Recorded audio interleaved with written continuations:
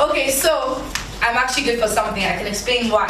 So it's a puzzle because the pattern actually reflects the complexity of the spectrum. And several organizations in autism actually have one puzzle.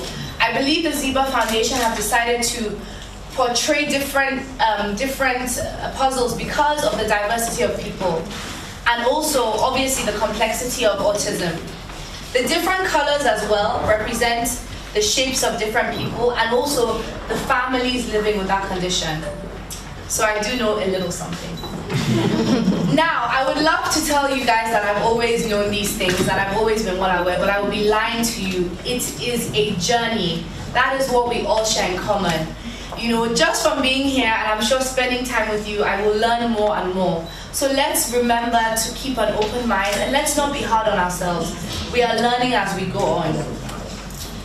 Also, I think it's very important that, you know, we all are able to be open with ourselves and be honest, you know.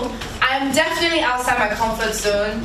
You know, as someone mentioned, mixing would have been easier, dancing would have been easier, but I think it's important to have the opportunity to push the envelope and put ourselves in situations where we can learn. That's all I can really emphasize today. Like I said, I'm not a professional in the complexities of autism, but I can tell you that my brother is very special to me and I will do anything to make the world better for him. And I think that's really important. So if there's one thing you learn from DJ Copy today, I think you should learn that everyone deserves to be loved equally. Now, my emotions regarding my brother and my feelings about his condition have not always been smooth and rosy. You know, when Fewa was 3 years old is when we found out he had autism. And accepting autism was very hard on my family and it was heartbreaking. I remember just feeling like, what caused this autism? What did we do wrong? Is it something that we could have avoided? Did I not talk to him enough? Was I not helpful enough? What can we do to fix it? And now, 16 years later, my family and I have accepted the fact that, yes, there may be some factors associated with autism, but the exact cause and cure still remains unknown. And no one is at fault. The worst part for me about autism, I think, is the byproducts that come with it. There's sometimes tension in my family, there's pity from outsiders, there's financial strain. You know, I have so many memories of wondering, going to therapy sessions, speaking to teachers, speaking to people like yourself, saying, why can't we solve things? Why can't we heal my brother? Over the years, we've been to so many specialists around the globe, and honestly, one person says do this, one person says no, do that. Is Fewa supposed to be gluten-free? What's he supposed to eat? How do we react when he's having a fit? All these questions really start to get to your mind. And you know, I was saying to one of the doctors here at the Zebra Foundation that I actually started to develop anxiety because I didn't know how to deal with the situation. And so we are all deeply affected. To make things even more complicated, there have been, obviously, in our country, various misconceptions and myths about autism, which are actually quite offensive and insensitive. And sometimes I didn't even want my brother to come to Nigeria, which is our home, because I felt like I couldn't protect him. Now, as much as I want to talk about the negative, we cannot really blame people for thinking this way about autism because they have not been properly educated. And everyone in this room is taking the first step to getting educated. That's why I'm so excited about what the Zebra Foundation is doing. The Zebra Foundation is not pointing fingers. We're actually celebrating the fact that there is an appetite and a necessity for us to educate ourselves. So already we're taking a step forward, which is great.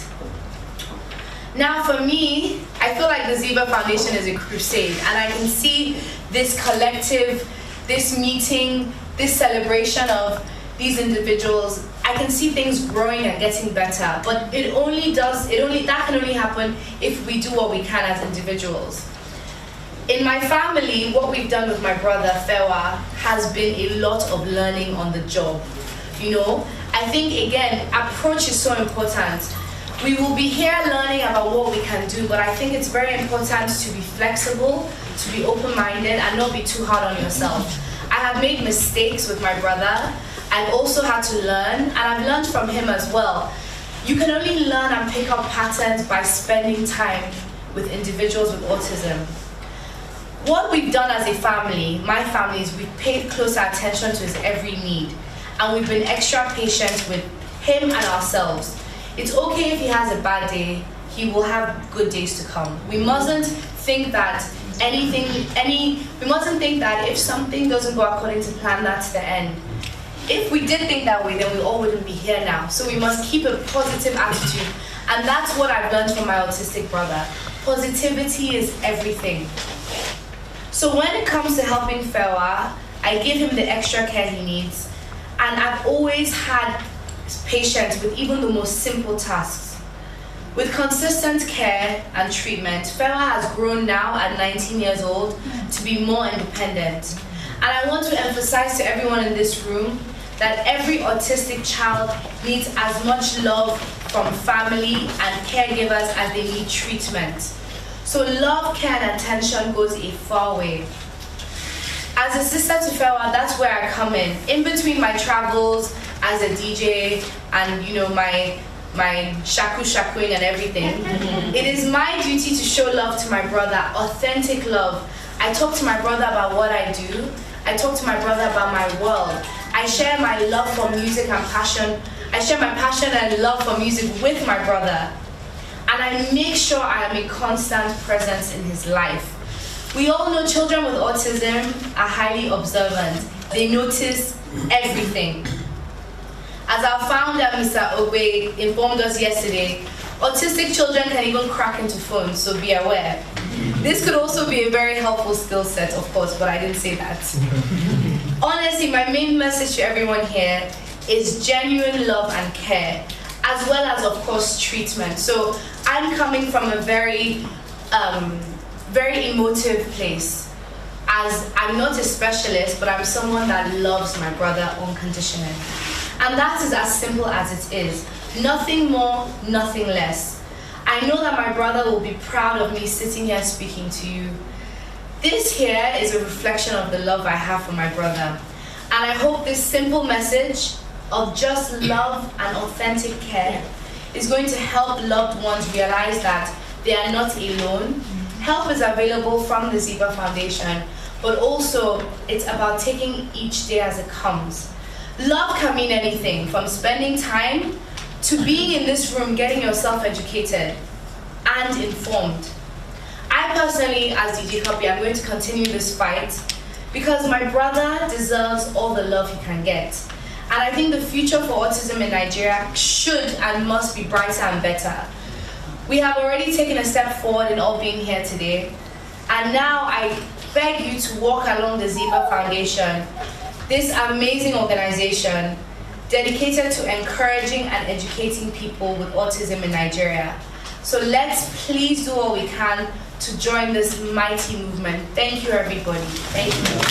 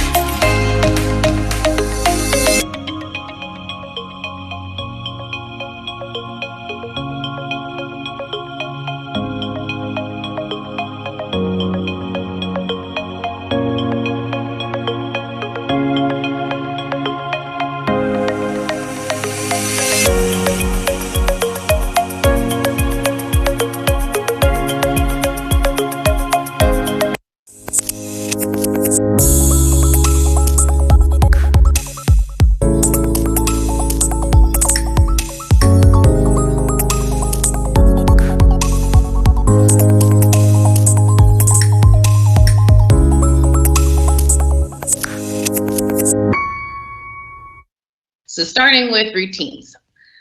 So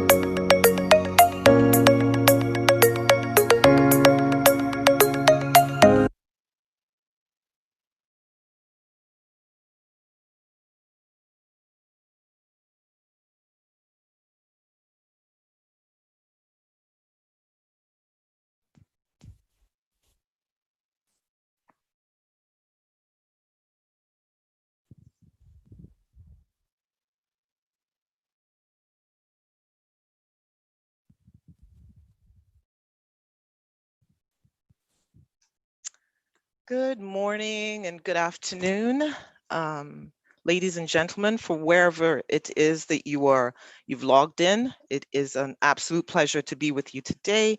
My name is Dr. Julia Ejiogu, and on behalf of the chairman, founder, the management, the staff, and the parents of the Zeba Foundation, we we're so delighted to welcome you to today's event. It is the second in the webinar series celebrating our first year anniversary.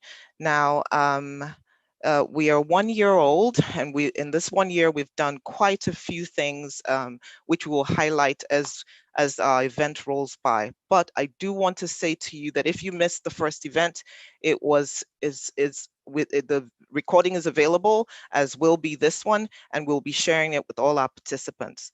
The theme of today's webinar is the parent, the teacher, and the pandemic. This is an absolute necessity for all parents, all teachers, everyone who takes care of or who is related or even involved remotely or even intensely with anyone who is on the autism spectrum. Our goal today is to ensure that you leave educated, you leave informed, you leave engaged, you leave excited about options that you have, to help support our children, individuals who are on the autism spectrum. And so I would like to go ahead and introduce our guest for today, who will be taking us on this journey. Before I do that, I wonder how many of you have heard of the Zeba Foundation. If you have not, I would encourage you right now to go ahead and look us up. While we do this whole virtual world, you're sitting by your computer. So why don't you type in the zebafoundation.com. Our website is right there telling you who we are. We're a nonprofit organization. Our goal is to provide resources that would create access for children to have every form of um, um, uh, uh, uh, um, um, resource or um, therapy, education, to be able to live more independent and more successful lives. Our mission is to do all that we can to do this so that they can be more successful, more independent, and be, live lives that at the end of the day, their parents and their families will know that, at least, they were able to enjoy life in some way or the other. Um, Please go ahead and look us up. We will continue to provide some more information as we go on. So who do we have today? It is my absolute pleasure to introduce Miss Tommy um, Abola Odeleye. She's the lead speech language therapist at a multidisciplinary practice in the United Kingdom. She works in clinic, at home, and in schools, assessing pediatrics and adults. She supervises junior speech and language therapists. She delivers the therapeutic interventions and develops home programs. She has continued to expand her practice abroad, and recently is a speech and language pathologist consultant with the Ziba Foundation. This she started since 2019. So I'm going to go ahead right now and have us bring up Tommy right now so she can begin her session with no further ado. Okay, so can we have Tommy, please?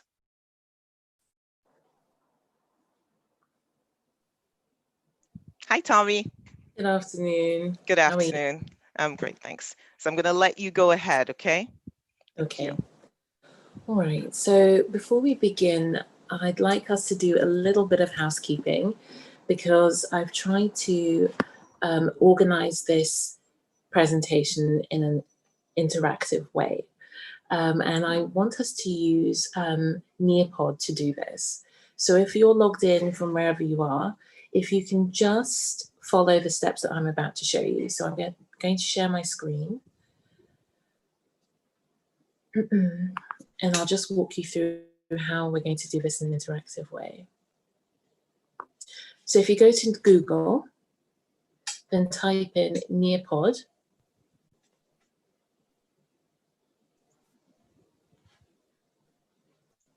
Click on it.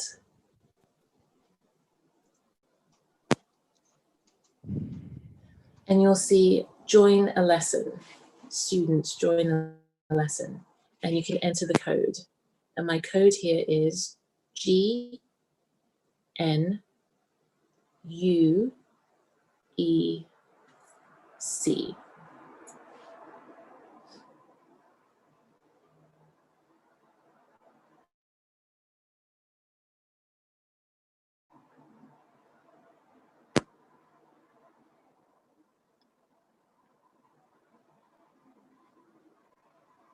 And then I'd like you to put in your name, so it will take you there. Now I'm just going to go back to Zoom, and perhaps in the chat, if you could all let us know, or let the moderators know, whether you're following me and whether it's fine for me to continue. So the code was GNUEC. I'll type it here just in case.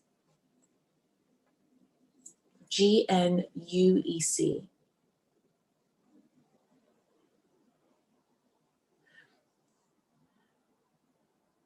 So Dr. Julia, I don't know whether you're monitoring the comments. Am I okay to carry on? Yes, you are. Okay. But I'd like us to, if you don't mind, let's repeat the instructions one more time, sure. Just to make sure everyone's on there. If you can just start. I was trying to even type it for them. Okay. Yeah. No problem. What I'll do is I will exit this, and I'll walk you through it again. So if you go to Google, type in Nearpod. It will take you to nearpod.com. That's Nearpod. Go to students, enter a code, GNUEC.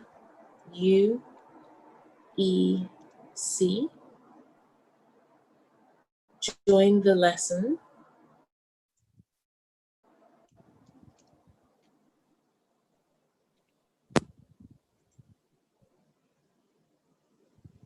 Yours might look a little different from mine because I'm using the app, and then enter in your name at the top.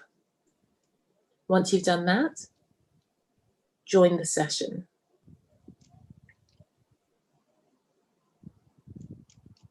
Just like that.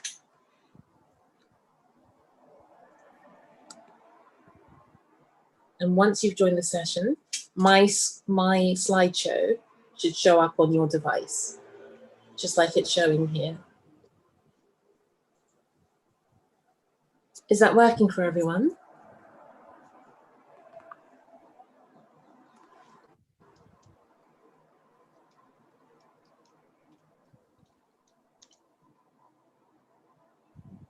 I hope everyone can see that. So I'm going to look out for questions from anyone and I'll let you know, but I think so far we should be fine. Okay. Should I I'm give everyone maybe a minute? Yes. I'm to also log on? wondering if there's a way we can also share your screen from Zoom. Okay, let me try and do that now while Yes. everyone's logging on. Yeah, while we're logging on. That would be a good idea. Mm-hmm.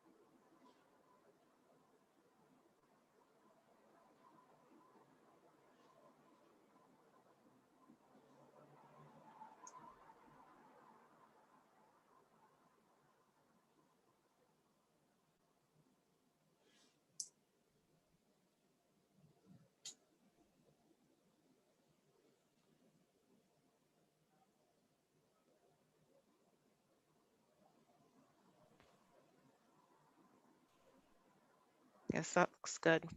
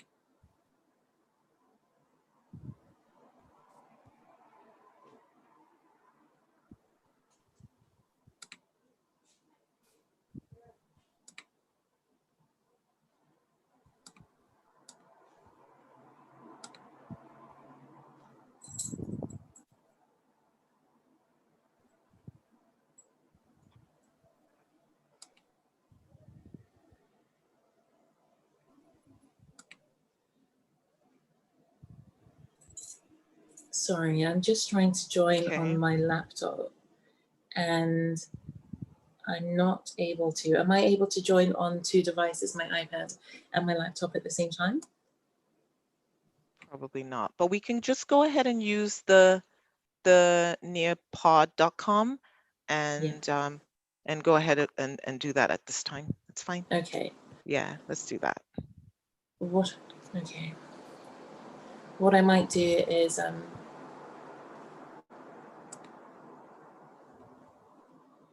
sign in as a guest as well here. Okay. So that you can see my screen and share my screen that way.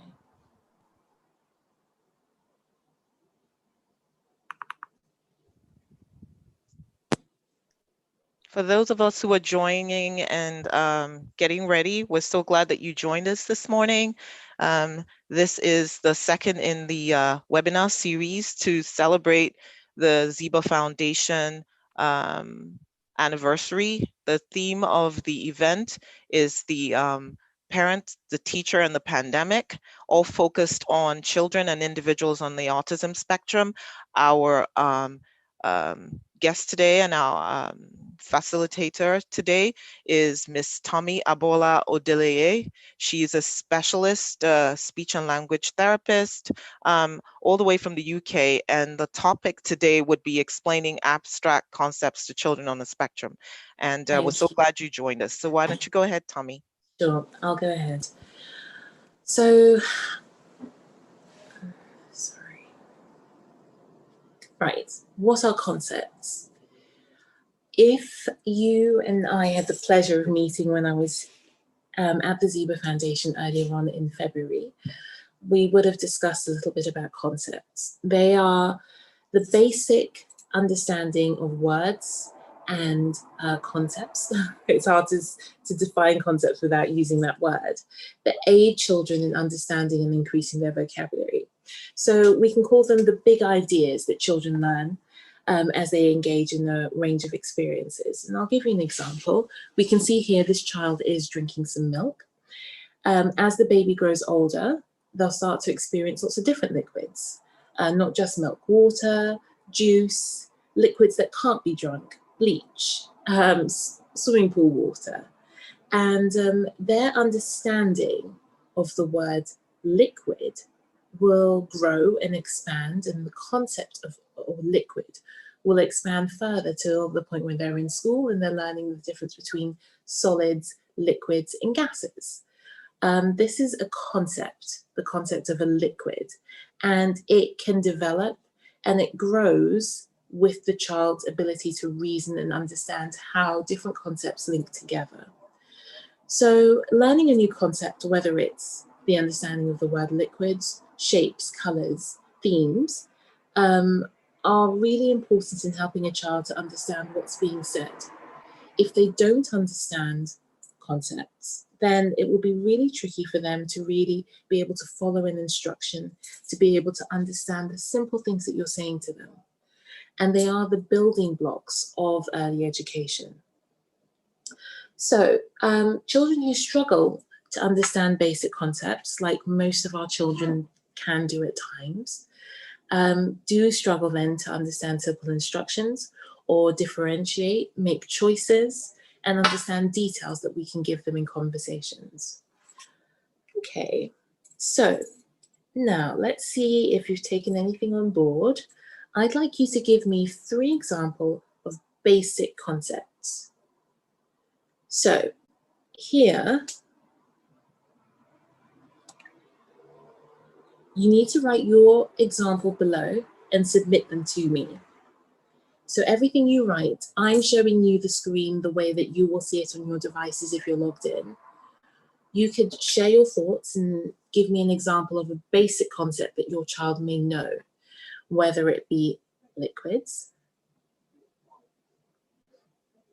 It could be something like colors. I'd like the rest of you, everyone who's tuned in, thank you. We've got shapes. Anyone else like to post some others? Have a think. What is a basic concept? Food? Eating, drinking? Excellent. Give you 10 more seconds.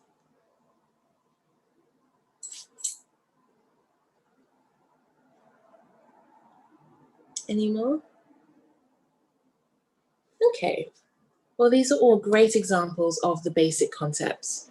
Here are a few more. We've got size, big, little, prepositions, in, on, under, place, places, colors, numbers, temperature, feelings, textures, hard and soft. When we talk to our children, we're like, oh, be careful, do it softly, don't bang it so hard. We forget that these are concepts that they need to understand. Vehicles. A lot of our children are really into trains or buses or bikes. These are all part of the concept of vehicles. There are other concepts like direction, location, position, quantity, sequence, attributes. These are all basic concepts that children learn very early on. And the ones that I've got here on the board, as speech and language therapists, we expect that children really need to know all of these concepts before starting school in order to understand all the instructions and all the teaching frameworks that they will be given at school. If your child struggles to understand any of these concepts, then they might have difficulty keeping up with the pace of teaching at school. Okay, so what skills are needed to comprehend basic concepts? Well, a child needs good hearing to be able to hear them, but obviously children who are hearing impaired or deaf do still understand basic concepts. They just need to be taught differently. But that's why it's very important, if you do have a child who has got hearing, to make sure that their hearing isn't impeded in any way. It could be fluctuating hearing loss. It could be some sort of a mild hearing impairment. That needs to be addressed properly first to make sure that the child is hearing you accurately and consistently repeat those basic concepts in order to be able to link every time you say water with the concept of water, or every time you say a shape with the shape that's in front of them.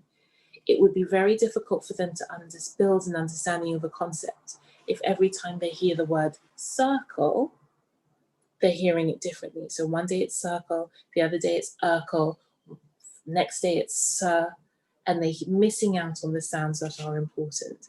So we need to make sure that our children's hearing tests are up to date. Then attention and concentration. It takes a lot of time for some children to learn basic concepts. And if they don't have great attention and concentration skills, they're not going to be able to focus for the amount of time that we need to teach them those concepts. So as the building blocks to teaching them concepts, we need to build up their attention and concentration. We need to make sure that we can... Sorry, can you hear me?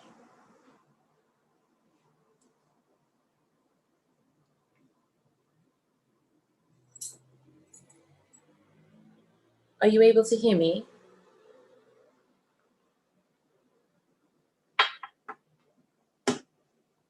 I'm going to have to stop sharing my screen just to make sure.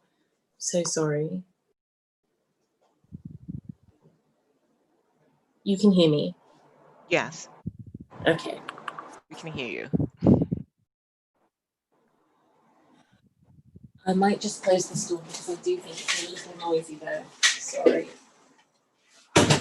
Is that better? Yes, this is better. Okay. Play skills. Now, play skills is a very important part and a very important building block before we start thinking about them understanding these basic concepts, because we need them to be able to engage in a play sequence so that we can teach them the concepts. When we're teaching a child colours or shapes or numbers, it's normally through play, counting things, singing songs, doing back and forth activities, jumping downstairs and counting those. It's really important that a child is able to engage in that reciprocal play so that you can teach that concept and you can make it enjoyable for your child. And then finally, we get to the understanding of language. Yes, a child does need to be able to understand language to learn concepts. But as you can see, that there are many steps that come before that are more important to understanding basic concepts than your child having a really good understanding of language. The understanding needs to be there, but we can build that up later. Okay. So what activities can we use to help improve concept development? And we're talking about the basic concepts to start with. Reading books, following instructions. So you could have an instruction of go and give daddy the phone, bring mommy the spoon. Let's read The Big Bear. Now here we're introducing a concept, big as opposed to small. Drive your car under the table. Put mommy's phone in the bag. Those are concepts that you're starting to build up with the child. So yes, maybe they may know normally where daddy keeps his shoes, but don't give them an instruction that is just common sense and doesn't involve any understanding of concepts. Try and give them an instruction that involves them understanding a concept. So instead of saying, give daddy his shoes, maybe say, put daddy's shoes in the basket. Now are they really understanding the concept? Now we can understand what part of the sentence do they get, whether they're still struggling with the concept. Playing games, hide and seek, find their favorite toy, put it somewhere. It's under the chair, it's under the bed, it's under mummy, it's under daddy, it's under the teddy. That's how you build their understanding of the concept under. Singing songs, and there are lots of nursery rhymes, lots of songs on YouTube that will give you lots of repetition of the concept word and a lot of visuals that go with it for them to understand what that concept means. Teaching colours. You can put things together, group things by colour. Do a little treasure hunt around the house, finding all the red items in the house. Washing dishes, lots of simple everyday tasks can be made into an activity to help improve concept development. Okay, so this one is for the parents. I'm sorry it's come out a little bit, I'm sorry it's come out like that. But what I'd like you as parents to do is to identify what basic concept does your child need to learn. If you've got a device, a phone, maybe you could screenshot this, or you can highlight on the next page which concepts you think your child needs to learn. So these ones are the more simple concepts. And if your child is of a more advanced nature, then maybe have a look at this page. We've got spatial concepts, directional, numerical, shapes, temporal, cooperative concepts, descriptive concepts. Think of where your child is at now and ask yourself, what is the next step? What do they next need? Got an activity here.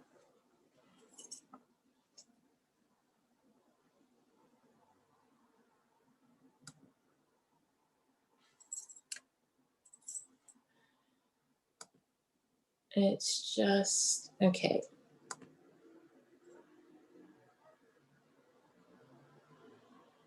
I'm going to ask you to think of what concept your child needs to develop next. So on your screen, read through the concepts here. We've got about 30 seconds, and just select the one that you think your child needs, and then press submit. Think about what they already have, and what's the next step that you would like them to learn? What concepts would you like them to learn next?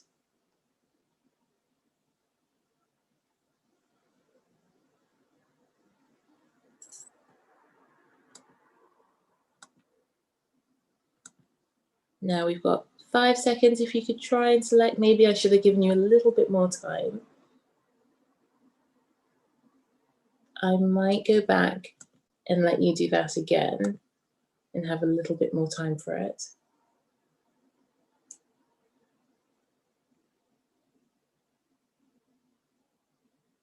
And just give me a moment, sorry. Technology is being a little bit slow today.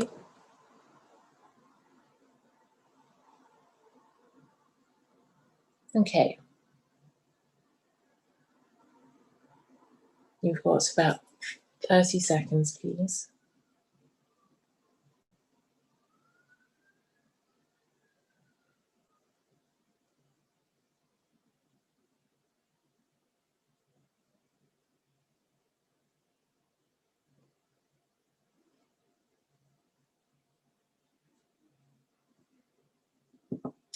You've not got long left, 14 seconds. Can you try and put in your answers if possible, please? I can see some of you have done it. I'm going to do spatial. Okay. Let's look at and see.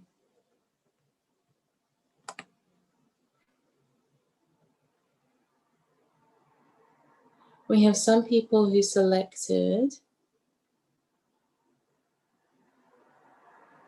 Sorry, I'm just trying to share my screen. It's just taking a little longer. Some people put their answers a little bit late. I'm just going to give them a chance to submit it. Could you all try again, please? Just submit your answers. If you've already got it, just press submit. If you try to submit a little bit later, try it again, please, now.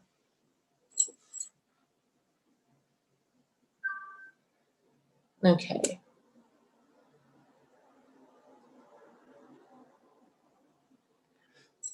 So we can see that some of you felt like temporal, that's time-based concepts were important as the next step.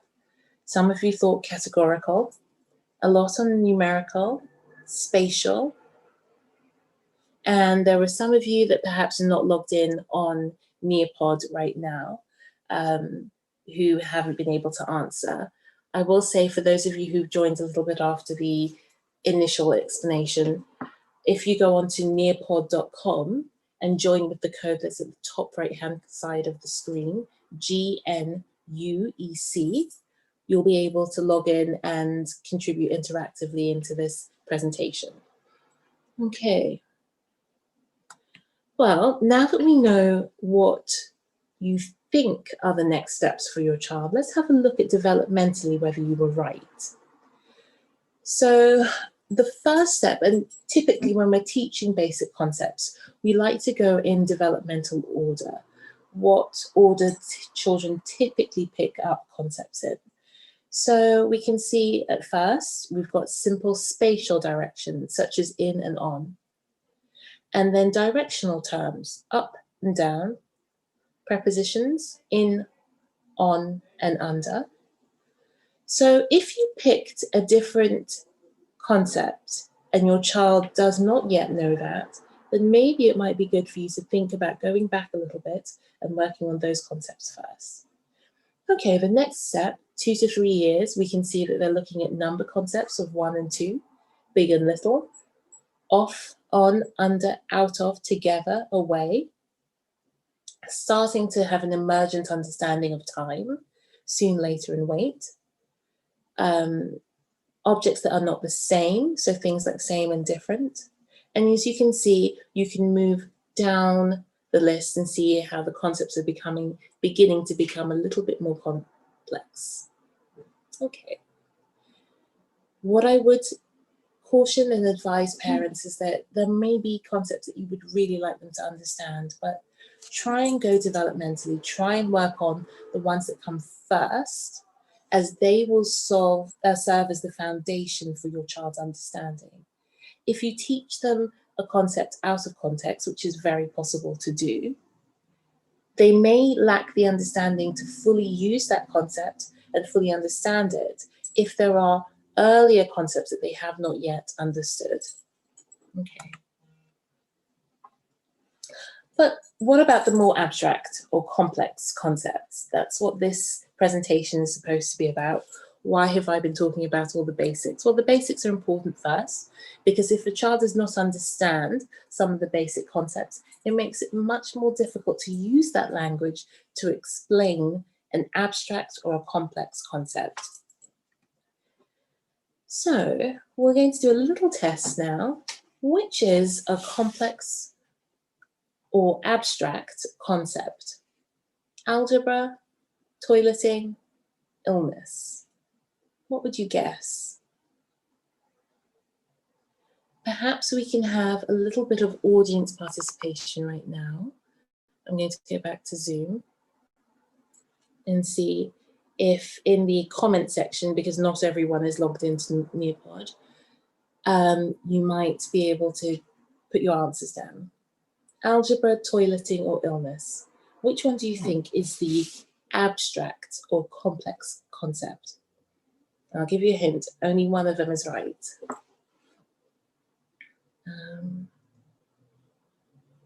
So in the chat, I can see algebra.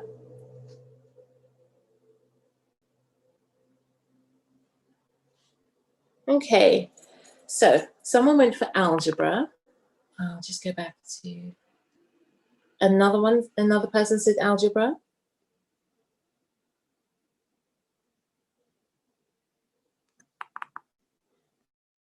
I'll just go back to Nearpod.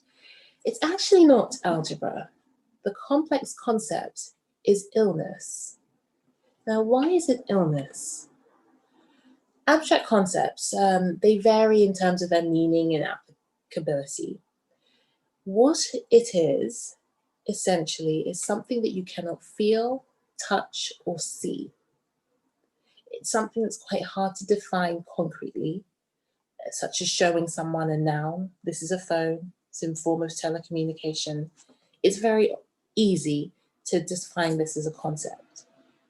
When we think about abstract concepts such as love, sickness, other emotions, they're much harder to explain to a child who is all about the here and now, visual representations, and very concrete things. And some of the features of autism can make it really hard to understand abstract concepts. For instance, many children might have language delays, or they struggle with subtle cues that can help them to pick up meaning from the context. With that being said, some of you may have children who are nonverbal and might think, how will they ever understand these concepts? Just because their spoken language is not as clear or not as defined or not as developed as we would like it to be, does not mean that they are incapable of understanding in greater depth than they can show us verbally. So we do still need to work on things like abstract concepts. And I think the abstract concept that most parents worry about but don't realize is an abstract concept is the concept of danger. We have a lot of children who are impulsive, a lot of children who have sensory needs that cause them to stim or pace or sometimes run off. And it may not be running away, but it could just be extending or giving into that emotional response or that physical need to run and release that energy. We have children who love to climb and seem to climb without any fear of danger or falling, or children who have no concept of heat, hot things, and the danger that it can bring, or dangerous elements, bleach and those things. So parents of children with autism and with a lesser understanding of danger and dangerous concepts, they have to be very hypervigilant. And a lot of them wish that their child could understand that concept a little bit more in order to protect themselves and in order to be able to be a bit more independent in whichever situation or whichever environment they're in. So, is it truly realistic that we can explain something like danger to a non-verbal child with autism? Well, right now, I'm going to show you a video of I believe he's a neuroscientist, explaining what a connectome is to a child.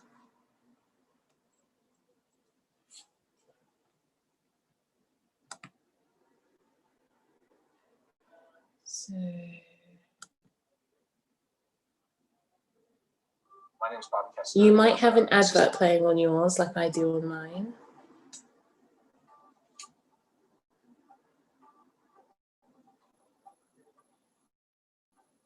What the connectome is it's a kind of a newly made up term. Can you hear it? Not very well, Tommy. I think you should raise the volume as high as you can. To trace, Okay. to recognize things in brain.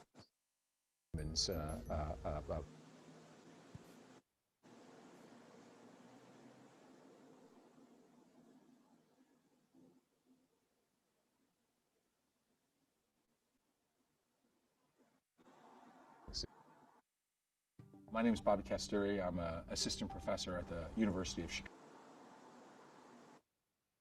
and a neuroscientist at Argonne National Labs.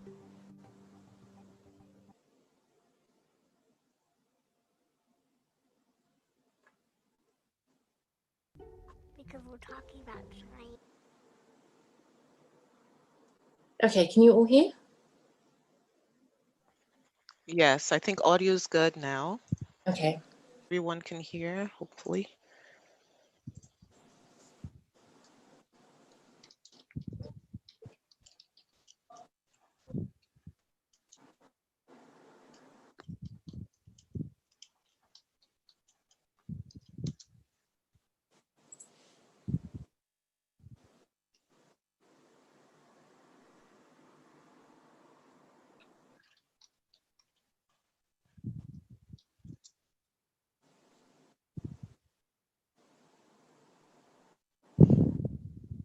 Okay.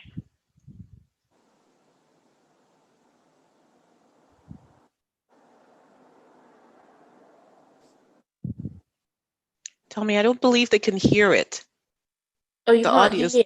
yeah, the audio's gone off. And so what the connectome is we'd like to Okay, there we go. There's the audio. Okay, you can hear it now? Well, it came on shortly after, so maybe if you can take it back and then just let it roll. Try to map the brain. Yeah, now we can at a hear it. scale that's never Okay. been mapped before. Every person here can leave with understanding it at some level. Do you know why we're here today? Because we're talking about science. Yes, we're going to talk about science, and we're going to talk about a very specific kind of science about people who study brains. Do you know what a brain is? What is it? And something that helps you remember things. Definitely. So what we're going to talk about is something that people study in the brain called the connectome. Do you know that your body is made up of really tiny things called cells? Yes, I know that. Okay, well, there's more cells in your brain, like way more cells than all the stars we can see. And so what the connectome is we'd like to know where every cell in your brain is and how it talks to every other cell in your brain. That was awesome, Daniel. Thank you. Okay. So as we saw that neuroscientist explaining quite an advanced concept of the connectome to a 5-year-old. If he can do that, then I think that we can explain danger to our nonverbal children.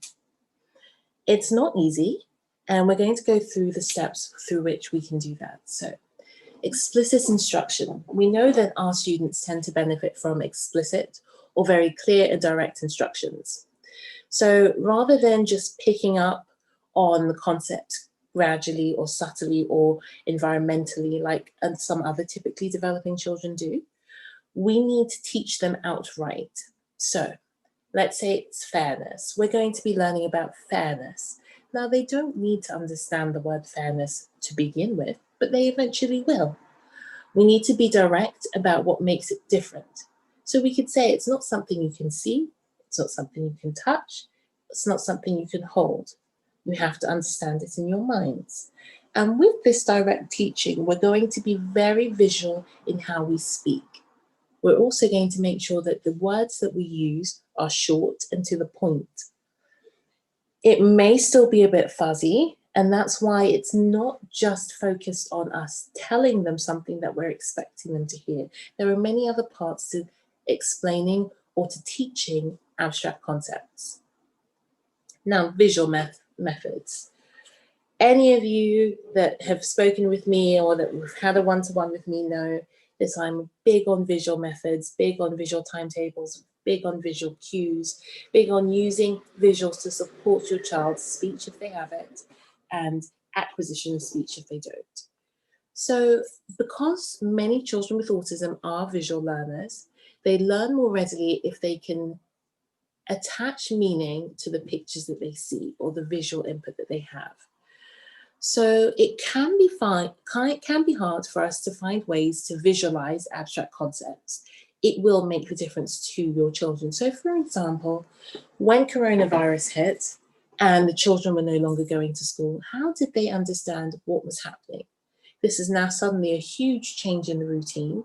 They're used to going to school Monday to Friday and having a summer break, but all of a sudden, we're not doing that. We're talking to teachers on Zoom. What's going on? If you had already had a system of a visual timetable, we're in this timetable at the beginning, and I'm going to stop sharing, and I'm going to share my whiteboard just to show you how easy it is to come up with your own visual timetable. So you have a child at home. This is one corner of their room. This is the plain wall. And we're now going to set up a structure for them to understand what is happening day by day. Now, For any parent who had a more successful time explaining this concept during coronavirus, it's because they probably had a system that their child understood to begin with.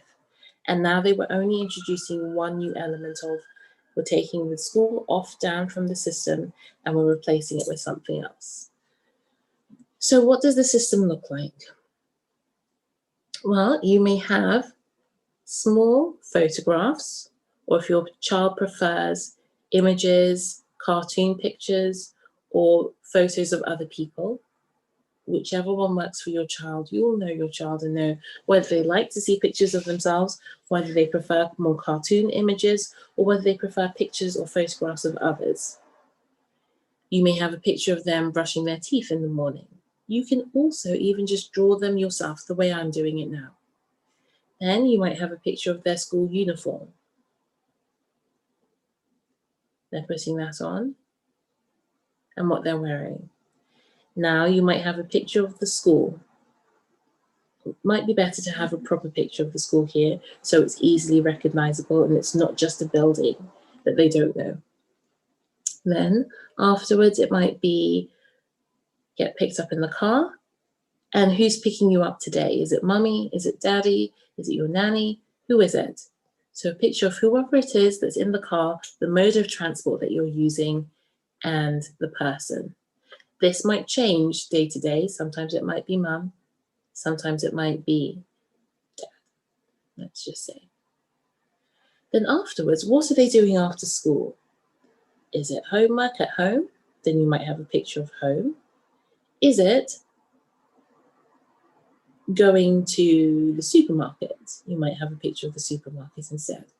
Those things may change on a daily basis, and your child will get used to the system of things in order to understand what's happening during their day. Now, when we're teaching a concept that they don't know, an abstract or complex concept such as the fact that they're not going to school because of coronavirus and because there's an illness, then we need to add in a new element to their timetable. So instead of having school, we might put a cross, or we might just remove it depending on your child and what's more visually meaningful to them. Instead of school, we might have a picture now of them on their iPad talking to their teacher. So although, yes, they don't yet understand what coronavirus is and the fact that everyone is social distancing and that they're learning remotely, they are now starting to understand the concept behind what is happening to them. So that's the visual methods, and that's the early stages of how we start to build up an understanding of the concept. Think back to that child, that baby that was drinking milk at the beginning. At first, all they know is milk. And later on, when we start to understand, or you ask a 15-year-old what a liquid is, the amount of information they can tell you and the concept knowledge they have around that is vastly different. But we have to start somewhere.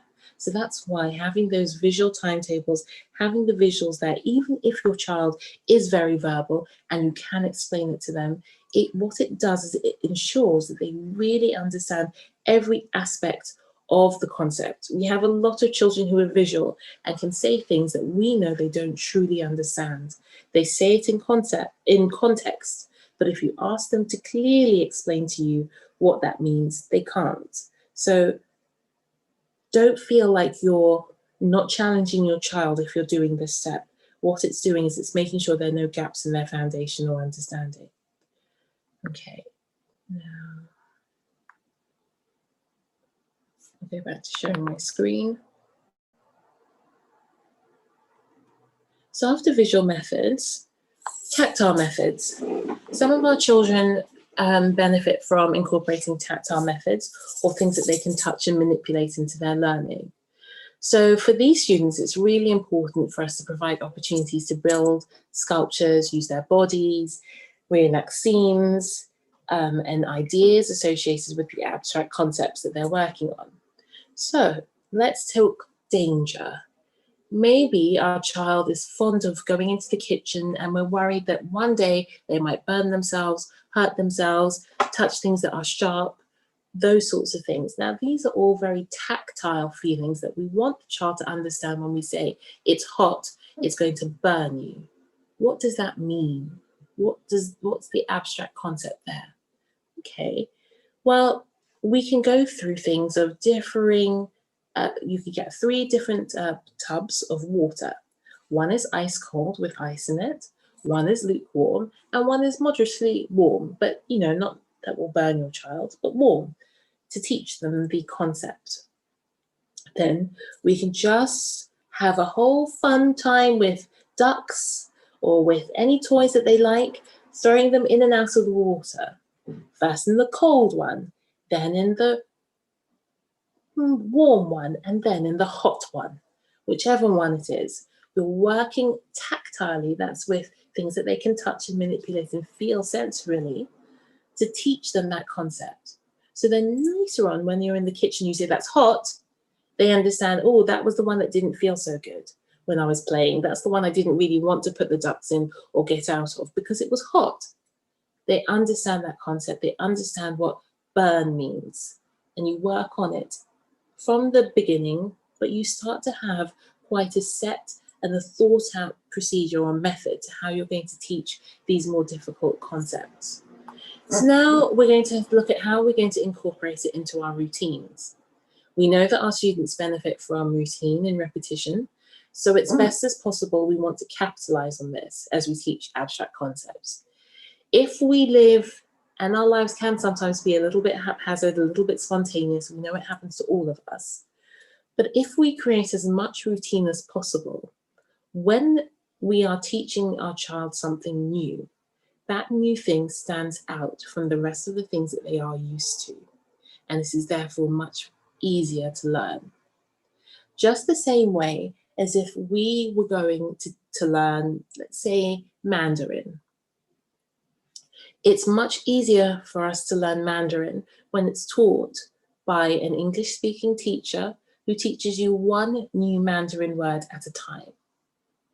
If we were to reverse that and have a Mandarin speaking teacher who taught the whole lesson in Mandarin, and you had to pick up the information and the new keywords in the context of the instructions being in Mandarin, that would be really difficult and not something that most of us could do. We need the new information to stand out, and that means that we keep the rest of the information the same and consistent. So that's what we do verbally. What about with our routine during the day? Choose a consistent time each day to return to the same concept. So remember, we're looking at routine. You don't want to be teaching lots of different concepts at the same time. Pick on 1 or 2 concepts at the most and choose a consistent time each day to return to that concept. Make it a routine. Teach explicitly about the concept. Engage the child in an activity. So think hard about what kind of activity works well for your child, whether it's a visual one, whether it's a tactile one, whether it's a sensory activity. How do we teach that concept through those methods? And then how do we reflect on that? And yes, it's easier with verbal children who can talk to you about what they've just done or explain what they've learned. But with our non-verbal children, how do we get them to show what they understand?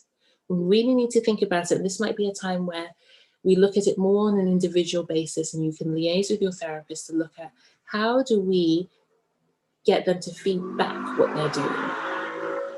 Okay. Last thing, scripts and social stories. So we know that it can be hard for students to understand a concept like equality, like being fair, like taking turns. And that's when social stories come in. And with that, yes, you do need to have a high level of understanding. You do need to be able to follow a sequence of instructions and to be able to follow a story, but it doesn't need to be very complicated. The example I'm going to give, yes, is aimed at children who are a little bit more verbal and have a good understanding of language. But there are ways of adapting it to make it very easy for our non-verbal children who are not yet at that language level. I'm going to play this video now.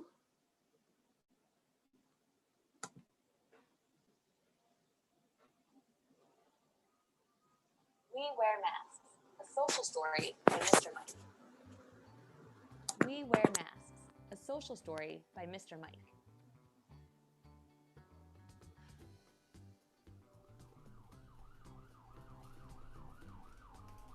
When I go to the doctor's office or the hospital, I see people wearing masks.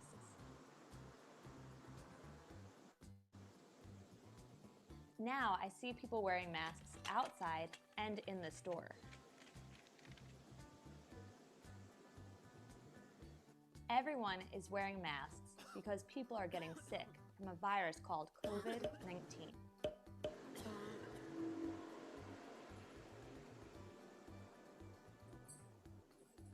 The best way to stay safe is by staying inside my home. That's why I can't go to school right now. If I have to go outside, I need to wear a mask too. It's also very important to stay 6 feet away from other people.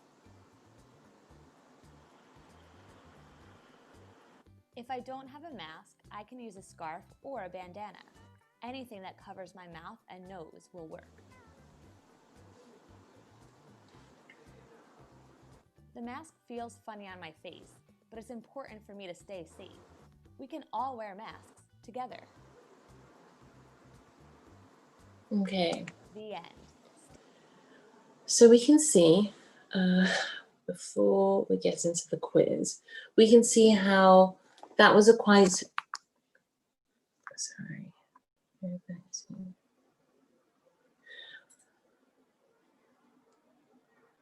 We can see that was quite a straightforward story about wearing masks and the impacts of coronavirus and why we need to wear masks.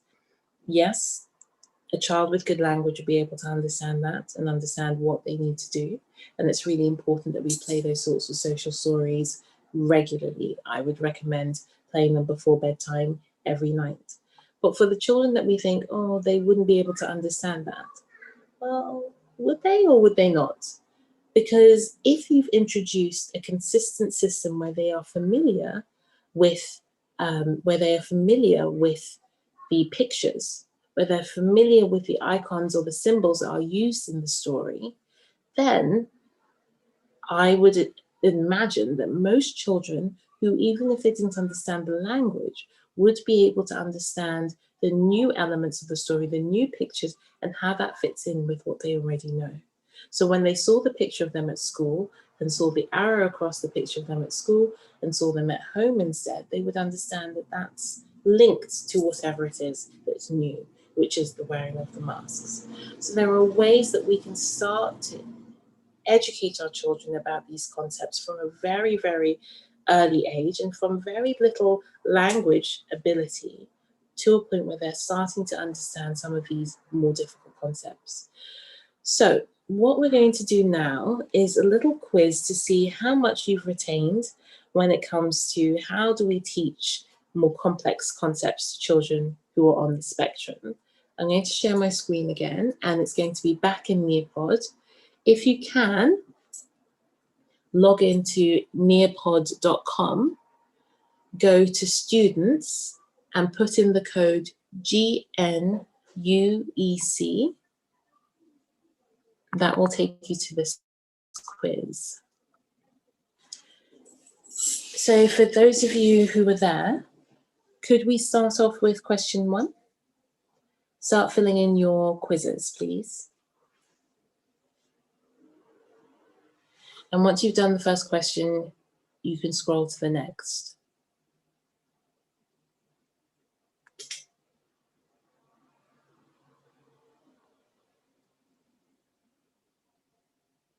So the first question, for those of you who aren't logged into Nearpod, incorporating strategies is a good way to help students with autism access abstract concepts. For those of you on Zoom, do you want to write your answers down, and I'll take the majority answer and put it into mine.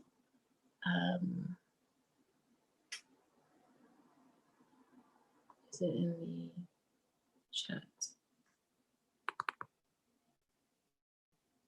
The question is, incorporating what strategies is a good way to help students with autism access abstract concepts? Or perhaps, could I have the sound on for parents so that they can shout out their answers and I can put some in?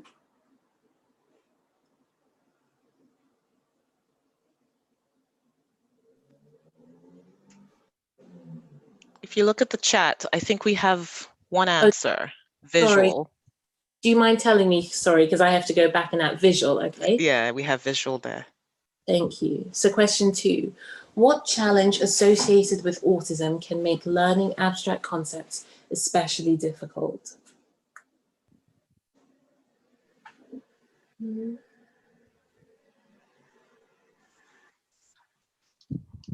What challenge associated with autism can make learning abstract concepts especially difficult? Do you have any answers?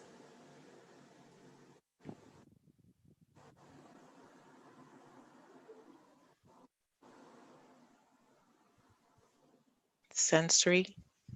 Sensory? Okay. Which of the following teaching abstract concepts to students with autism? Students with autism may need explicit teaching to understand abstract concepts. Students with autism already understand abstract concepts. Students with autism cannot learn abstract concepts. Or D, students with autism will struggle so much to understand abstract concepts that it's not worth trying. Which of the following is true? I have an answer here. I see A. A. Okay. What social story might you use for teaching abstract concepts to students with autism? So what social story might you use for teaching abstract concepts to students with autism?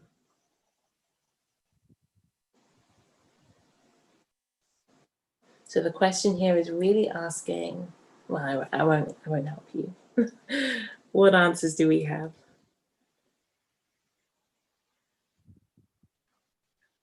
Anyone? Fairness. Okay. And last one, which of the following is an example of an abstract concept?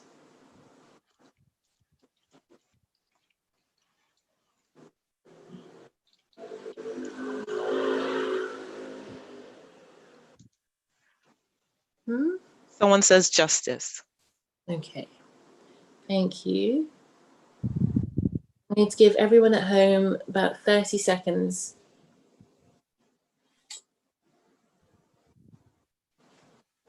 to finish. I think most people have. So I'll share it.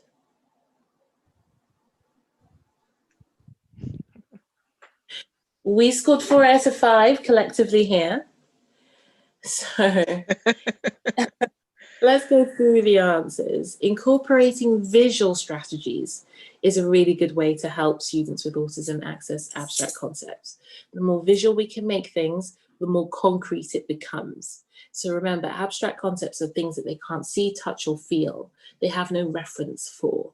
If we link it with something visual, it becomes more of a semi-abstract concept, something that they can start to understand in a concrete way. What challenge associated with autism can make learning abstract concepts especially difficult? Language delays. If a child has a language delay, it's harder for us to explain the concept. So definitely language delays are the biggest challenge. Definitely sensory overstimulation, because it makes it hard for them to concentrate, focus, and it makes it hard for them to concentrate and focus on the instruction. It may make it hard for us to teach in certain ways because they might be too stimulated by our teaching methods, but language is the biggest factor. Which of the following is true about teaching abstract concepts to students with autism? Definitely the first one. Some may need explicit teaching to understand abstract concepts. Okay. What social story might you use? Fairness and friendship. The others are all good. We can make social stories about the others, but we wouldn't be teaching an abstract concept. Fairness is something they can't see, touch, or feel. And that's the abstract concept that we would be teaching if we were using a social story to teach that. Going to a party, they're trying new foods, stopping a tantrum, they're all quite concrete and simple, basic concepts. And then finally, which of the following is an example of an abstract concept? Justice, definitely. Although things like multiplication are hard, they're just multi-level basic concepts, to be honest. They're not something that they can't see, touch, feel, or experience in that way. Okay, so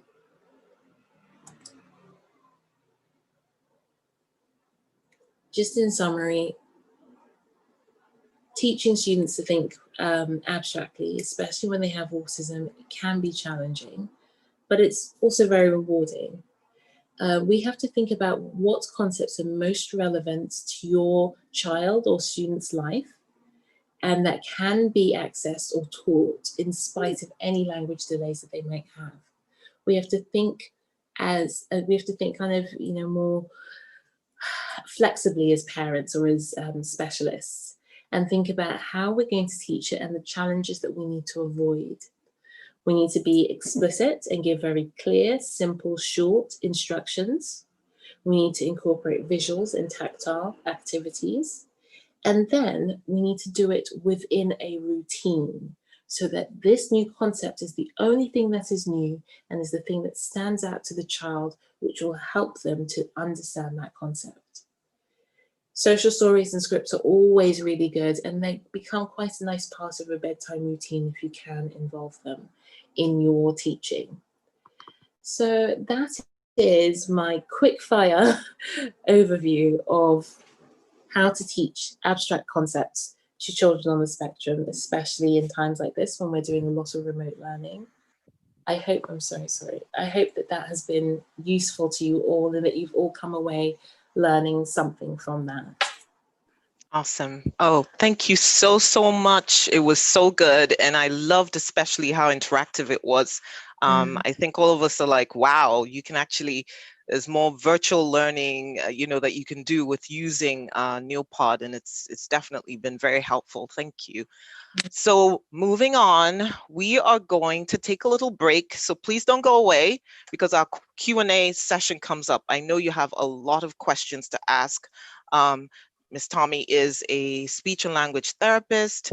Like I mentioned, she does a lot of home assessments. She does, all ages pretty much, and she is available to answer all your questions. I do have one question that's already been typed in the chat. Please use the chat to document your questions today. And you can actually even speak, I believe, if you're unable to type the question. So please don't go away because we have some messages at this time. Okay, so if you just hold on, the Q&A session promises to be really, really interesting. Thank you.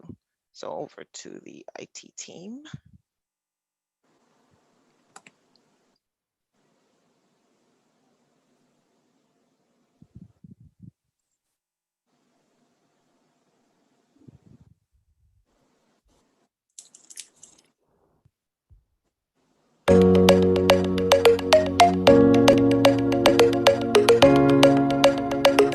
As an ambassador for the Zebra Foundation, I want to wish them a huge congratulations on their 1-year anniversary.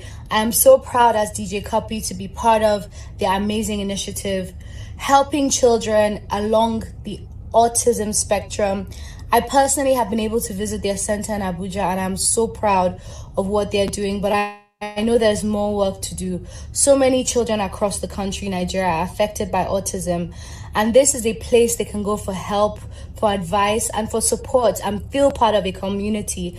I personally have a brother, Fewa, who's part of the autism spectrum, and I know how important it is to just have that support and that information. So I want to thank the Zebra Foundation team and the founder as well, and the amazing staff and consultants and support system behind them.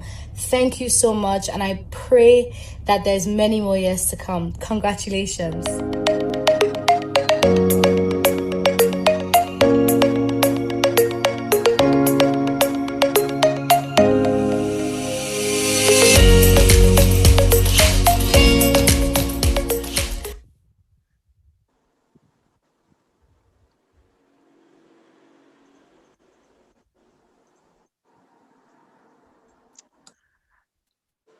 Okay, so if you could start my video, I think you stopped my video, but as long as you can hear me, everyone, thank you for still being around. We're so grateful that you're still with us. And thank you so much. There we go. Perfect. Technology. It's working. We're doing a good job so far. Okay, so here we go with our very first question that we have from, and this is from, let me just go right back here and make sure I get all the names correctly. So this is from Mrs. Alenda Giwa Amu, and she asks a very vital question. She says, how do you handle an assertive 2-year-old? Oh, an assertive 2-year-old, Mhm. wonderful to have. What you need to do is you need to write down a list of all the behaviors that you perhaps are struggling with. And then you need to decide which ones are your non-negotiable, that's in your table in red, and which ones are the ones that we'll work on that later. But the non-negotiable ones are the key ones. And maybe it will be 3 rules that you don't want your child to do, or that you find that you are constantly back and forth negotiating, arguing, trying to battle with that 2-year-old. Now, at 2, yes, they're young, but they do understand quite a lot. And for him to be, or her to be assertive, then they have a concept of what they want and can make a choice. So I think it's about giving them now the choice that you are happy with. So perhaps you want them to go to bed and bedtime is always a struggle. Instead of making it a fight about do they go to bed or do they not, are they just playing around and they're not following any instructions, we can give them the choice of, are you going to go to bed straight away, or are we going to read a story, then go to bed? And that can be their option. At the end of the day, we still arrive at the end result that you want, but we may not do it exactly the most linear way, and we give them a little bit of control in being able to choose an activity that they do first. We know that for a lot of children, they struggle with control, and they struggle with being quite difficult, or being quite ways that we might think are difficult, or doing things that we might feel are oppositional. And we have to think about it from their perspective. If we don't have the language to explain what we want, for example, one of my students, the parents were talking to me about the fact that they're always absconding and running out of the house, and how it's become a real danger. Absolutely, it is a danger. But the reason why the child runs out of the house like that is because that little boy doesn't have the language to say, Mommy, can I go to the park? Or Mommy, I want to go outside.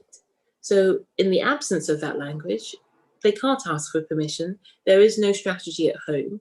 There is no system to support the child to be able to ask in a way, and therefore wait for that reaction and do it in a way that the parent would be happy with. So as much as sometimes we might struggle with our child's behavior or how difficult they may be, do we give them the option to communicate in a way that their behavior becomes less difficult? So with that child that I was speaking about, the one that would always run outside of the house, end up on streets, 3 streets away from his house, would get into strangers' cars, was very, very impulsive.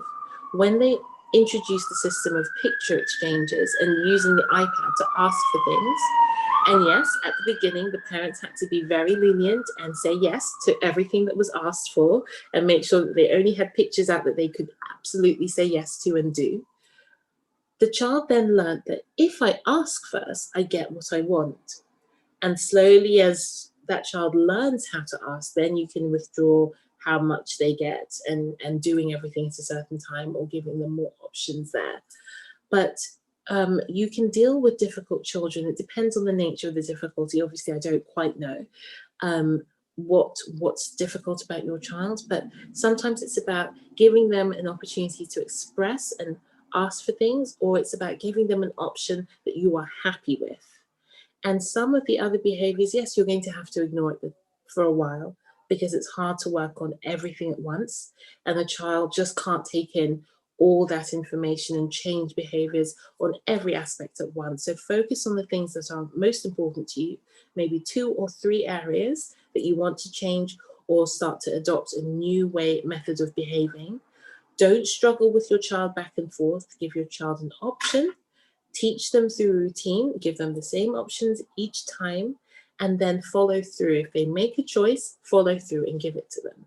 If they don't, show them and choose for them, and then slowly but surely you will teach them the understanding that they need in order to minimize the behaviors that you might be finding quite difficult.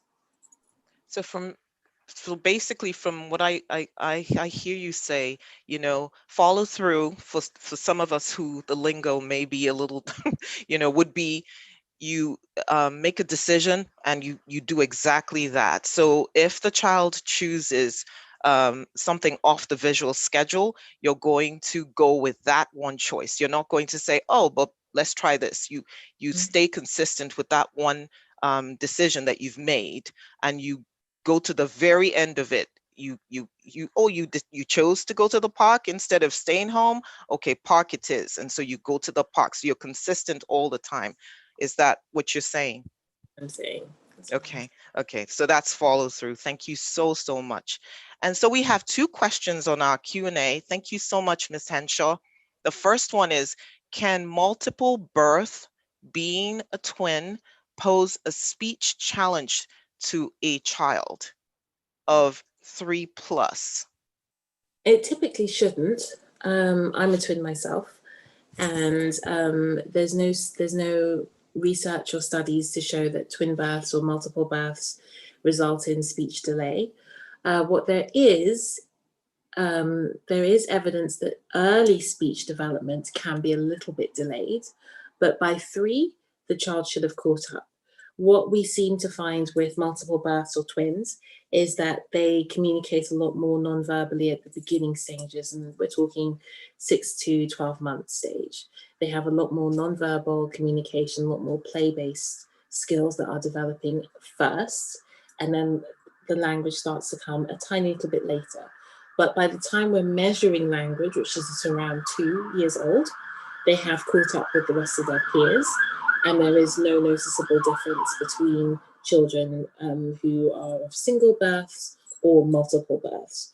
So if your child at 3 is still struggling or has a speech delay, I don't know whether both children have the speech delay, then that's something that is unique to them and is not because of them being twins or triplets or whichever the case may be.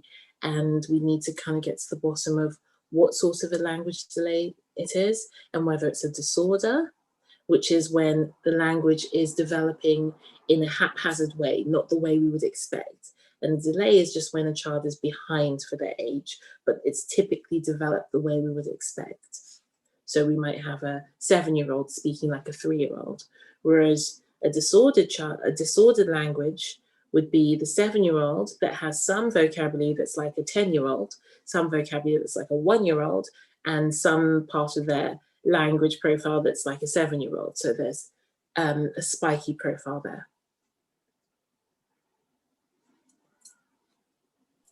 Thank you. And just we might add that, you know, if you do have any questions about your child's speech, please feel free to reach out to the Zeba Foundation. We'll put you in contact with our speech and language therapist so you can get an assessment. It's very important that if you're struggling with this, you shouldn't do it on your own, or if you know anyone who has, you know, issues with their child, please direct them to the Zeba Foundation. Thank you. Ms. Henshaw, did you take the second question away? Because I did see your second question. Oh, there we are. How does one handle a child of 3+ who prefers drawing to writing on her worksheet instead of numbers? You see a butterfly. Okay. I'd like to ask Ms. Henshaw, is your child able to write in his name or her name? I might wait. Because when you say prefers drawing to writing, I think for me to answer it, I'd really need to know what the child's writing skills are, whether Okay. they're able to write. I'm not sure if she's in the microphone and I could ask a few questions. Yeah. Well, while we're trying to find her, she's trying to answer that because I think she'll just probably type it. Okay. Oh, yes, she answers. She says, yes, able to write. Okay, so if she's able to write, then your child is just showing a preference, the same way we all have a preference, probably. I think an occupational therapist would be able to rule out whether there are any handwriting problems or any difficulties manipulating the pencil or the pen or whatever in a way to sustain writing and to complete the task. But if there aren't any, and if the occupational therapist rules that out, then what we see is a child who just enjoys drawing, enjoys writing butterflies. And maybe what you might need to do is structure the activity. So if there is a piece of writing that you want him to do or her to do, none of that. I think what she's trying to say, yeah, no problems with grip and all that. Yeah. So you might have on your piece of paper, what I'll do is use the whiteboard. Say this is their piece of paper. Here, I would have 3 reward boxes. And they need to write a sentence. You need to teach your child and use the same format, the same setup of a piece of paper each time so she understands or he understands what they need to do. They complete the writing task. Maybe you have something that they need to copy up here. The cat, the dog, the bike. And say they do their writing underneath. After they've done their writing, then they get to draw a butterfly. And perhaps you might buy something like butterfly stickers and you do a sticker and you put it there each time. Then you show them next, they need to do this. So then they do the dog, then they get to draw another butterfly and you give them a butterfly sticker. Then they do their writing of the bike and you give them an opportunity to do their drawing of the butterfly. If they don't draw it, if they don't do the writing and they don't get the butterfly. They don't get the butterfly. And you might, if you know that your child is cognitively aware and knows what they have to do, and that's important for this next step before I tell it to you. If you're not sure whether your child truly understands what the task is asking and is refusing, then don't do this. But if you know that your child understands what they need to do and is just choosing not to, after a while, we need to have a cutoff point. So you might say, you ask them to do it, and then you say, okay, 1, 2, 3, okay, the butterfly is gone, no drawing, and you move on to the next one. And you see if they can do it then. All right, that's what I see she said.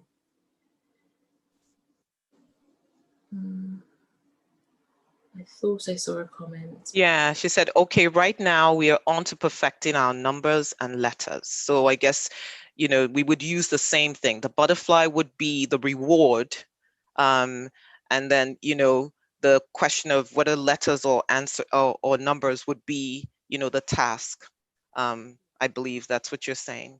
Absolutely. And, you know, you can make the task a little bit more manageable. I'm sure if you go on Amazon, you can find those little pens that have a butterfly on the top.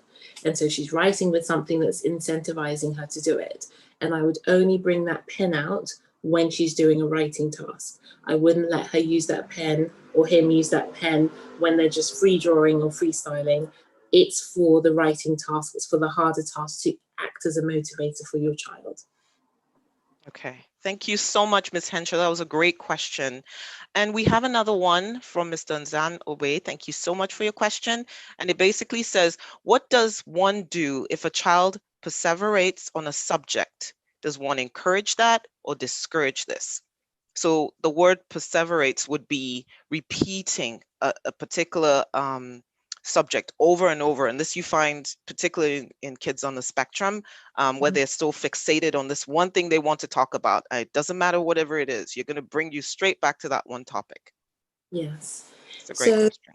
It's a really great question, and that's going to be a child who's obviously got the language skills to hold a conversation or to at least, you know, have a few sentences there. It is something that we do need to work on because it's an important part of their social skills. And if they perseverate on a topic, that means keep going back to it. They won't move on. They don't take the cues of what the topic is about. They always change the topic back to their favorite topic. Let's say it's, I have one child I was seeing yesterday who perseverates on video games. And no matter what we are talking about, he has a special skill of being able to take the conversation back to video games, and will have the same repetitive conversation with you over and over again. So with that child, because he's more cognitively able, this is what I did with him, and I'll show you. It's a really great program for those of you parents who have children who are more verbally able but have a lot of social skills that need to be pulled up. I would recommend buying this program. It's a tiny little bit expensive, but it's a bit cheaper during the coronavirus, so I would get it now rather than later. I think it's about $100, so it is expensive, but it's got a whole program that's kind of made for you, and you can show your child videos to explain what they're working on as you choose topic by topic what you're going to consider. So let me show you. I'll share my screen. And this is the program. It's called Everyday Speech Social Learning Platform. Now, if we go to conversational skills, sorry, no, it's not in that bit.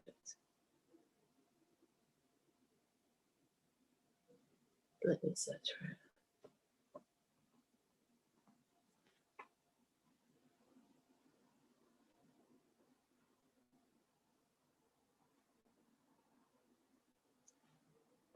Okay, it's called Topic Radar.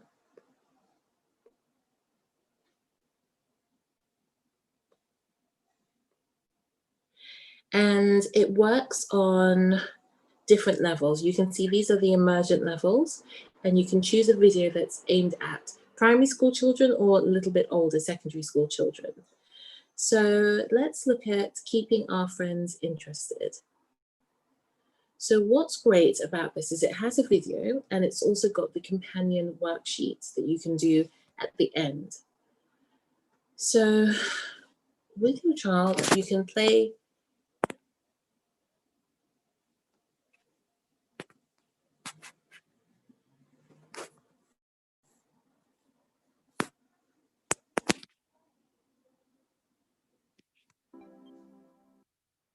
Using our topic radar helps us think about what other people like to talk about.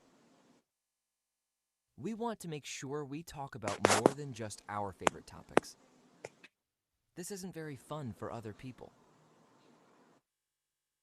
If we aren't sure what to talk about with others, we can use the topic radar. This helps us remember what we know about others. People like to talk about things you have in common or about things they are interested in. So I get to this part of the video, and then I would get them to make a table. So they can have me, me. I don't know why it's doing that. Let's just say they have 3 columns, okay? Themselves, maybe their family, and their friends. Hold on, let's go back to Zoom.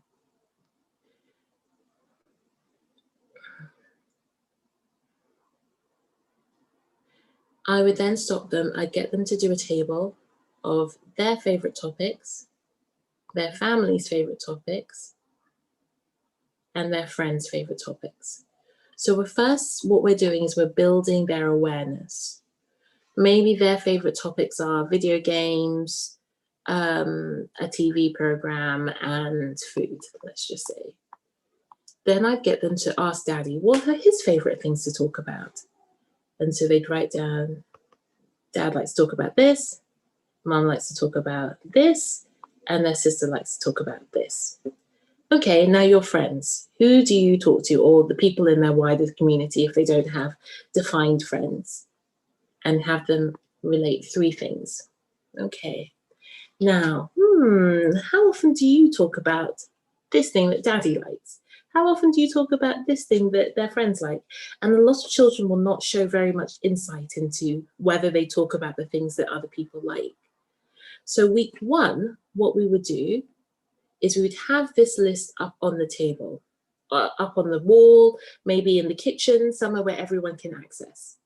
Every time, and it would be bigger than this, but every time they talk about something that they like with you, you give them a tick.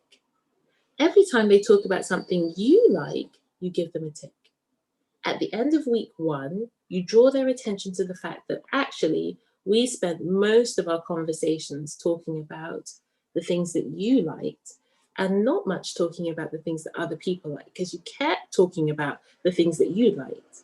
So we now start to get them to understand what we're talking about before we try and change that behavior. I would then go back to, am I sharing my screen?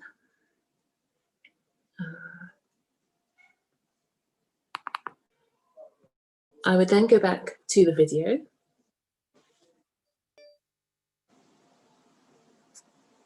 The skills we use are: think about the other person's interests. Now they know skill number 1. Remember what you know about them. This could be their family members, hobbies, or favorite things. Look for clues in your surroundings. And now we're going to work on skill number 2. What do you know about them? So if we go back and we think about, this is week 2. We think about the chart that we made the week before, and you keep that chart up at somewhere here next to this chart. And we get them now to fill out week 2's chart.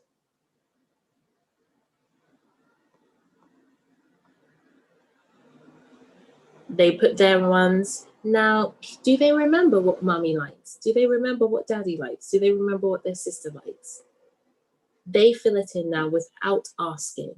How much have they remembered? How much do they remember about what Johnny and us or Femi likes or the others? Okay, now they remember. So each day, Mum would add in something new about her day, something that's happened in the here and now. So maybe Mummy's not feeling well, and so you can have a picture of Mummy. She's looking sad. Oh, she's not feeling well. Mummy's sick. So that's a topic that you can also talk about. It's not Mummy's favorite topic, but it's a topic for this week. Or maybe Daddy's going on a plane, he's going on a trip. So we add in the picture of that. It's an extra topic. It's not Daddy's favorite, but it's something that's happening, something that we know about them. Or maybe the sister is going on a swimming to a swimming lesson. We add that in, so it's there. It's a reminder. Now the child's task is to get more ticks in this section than they have in that section. Than they had, in this section the week before. That's their task. And they get bonus ticks if they talk about the things that are new, the things that are happening right now that are of interest. So we're working on, as you can see, we haven't yet talked about, don't go back to what you like to talk about. We're not really focusing on the things that they like to perseverate on. We are teaching them the skills in order to change that behavior first. Once they've done that, so this might be week 1, week 2 for some children who are quick and pick it up. Some children might take much longer and might need a longer period of time to do that. 3 weeks on week 1, 3 weeks on week 2. Once they've got the hang of that, then we can finally go to the last part. So we would go back,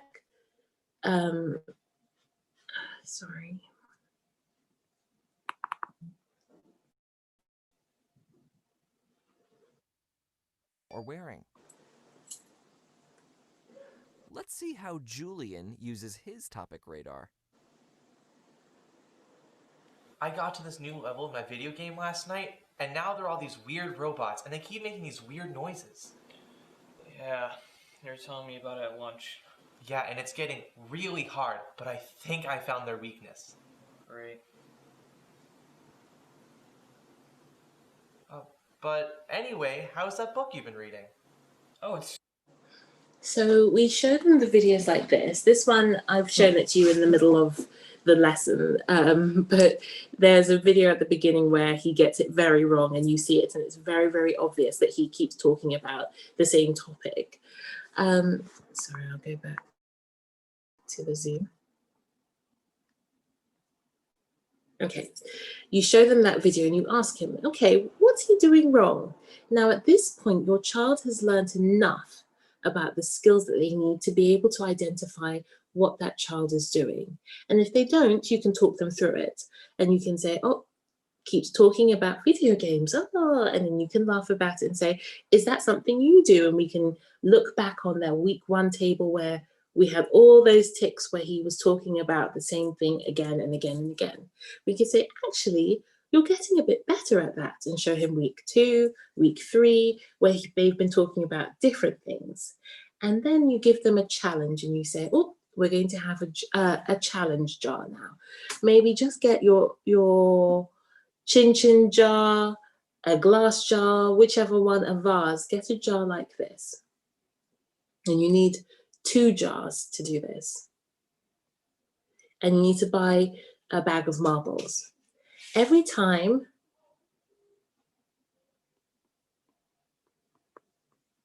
they change the topic to talk about their topics, you put a marble inside. Every time they talk about topics that you like, you put a marble inside. And this is something that you would work on daily because there's a lot going on and they need that instant reinforcement. So at the end of the day, you see which jar has the most marbles.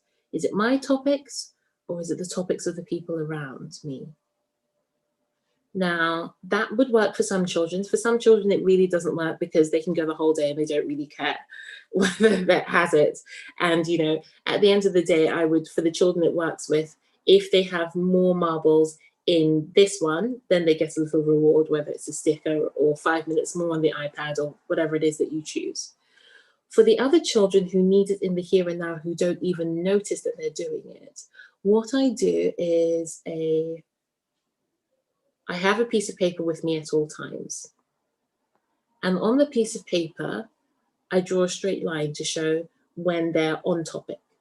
When they start to go off topic, I draw a little squiggly line. If they keep going off, I show them. When they watch that line and they bring it back to the topic, then I draw a line. And so this is something that could be done at the dinner table or a time when you're doing a tabletop activity together and you're trying to raise your child's awareness of monitoring their own speech and their own language. So you show them, oh yeah, you're on topic. Oh no, you've gone to your topic. Okay, yeah, you're back. Oh, you've gone. And it's a visual representation of what they're doing. And it helps them to connect the action that they're doing in a concrete way to a visual thing. Like we were saying, it's an abstract concept of thinking of staying on topic, and it makes it much more concrete for them to understand, oh, this is what it means to bring my conversation back to the topic. This is what it means for me to stay on track. This is what it means for me not to perseverate. That's how you would work on it, and it is important to work on because there's lots of different ways a child can stim, and a lot of children do verbally stim in that way, and it just keeps them on a loop that it's very hard for them to take in other things when they're so fixated on a topic that's of interest to them. But at the same time, I warn parents to be cautious. You know, it's not every day that we want to boundary our child's speech. Some moments of the day, let them have games talk, or, you know, put it into the schedule. This is the time when we're going to talk only about games. You can tell me everything and I'm not going to stop you. But in these other times of the day, you need to be careful or mindful of what other people like, and make sure that your topics are pleasurable for everybody, not just you.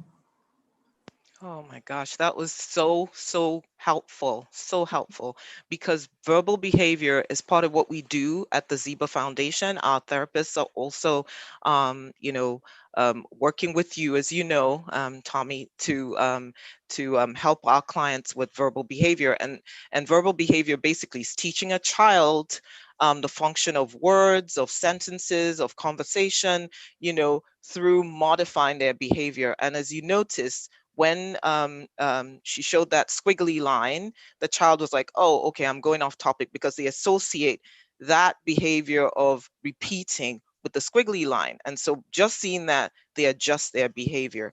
This is something that we use to help our children as well. So please feel free to call us at the Zeba Foundation and get your child assessed and get your child all set up to be helped in that way. Thank you. We're doing really well on time, but we have one question that was sent in prior to this time from some of our therapists. And I think this will be also beneficial to our parents. It talks about how we can work well with our kids during teletherapy sessions. What are some tips?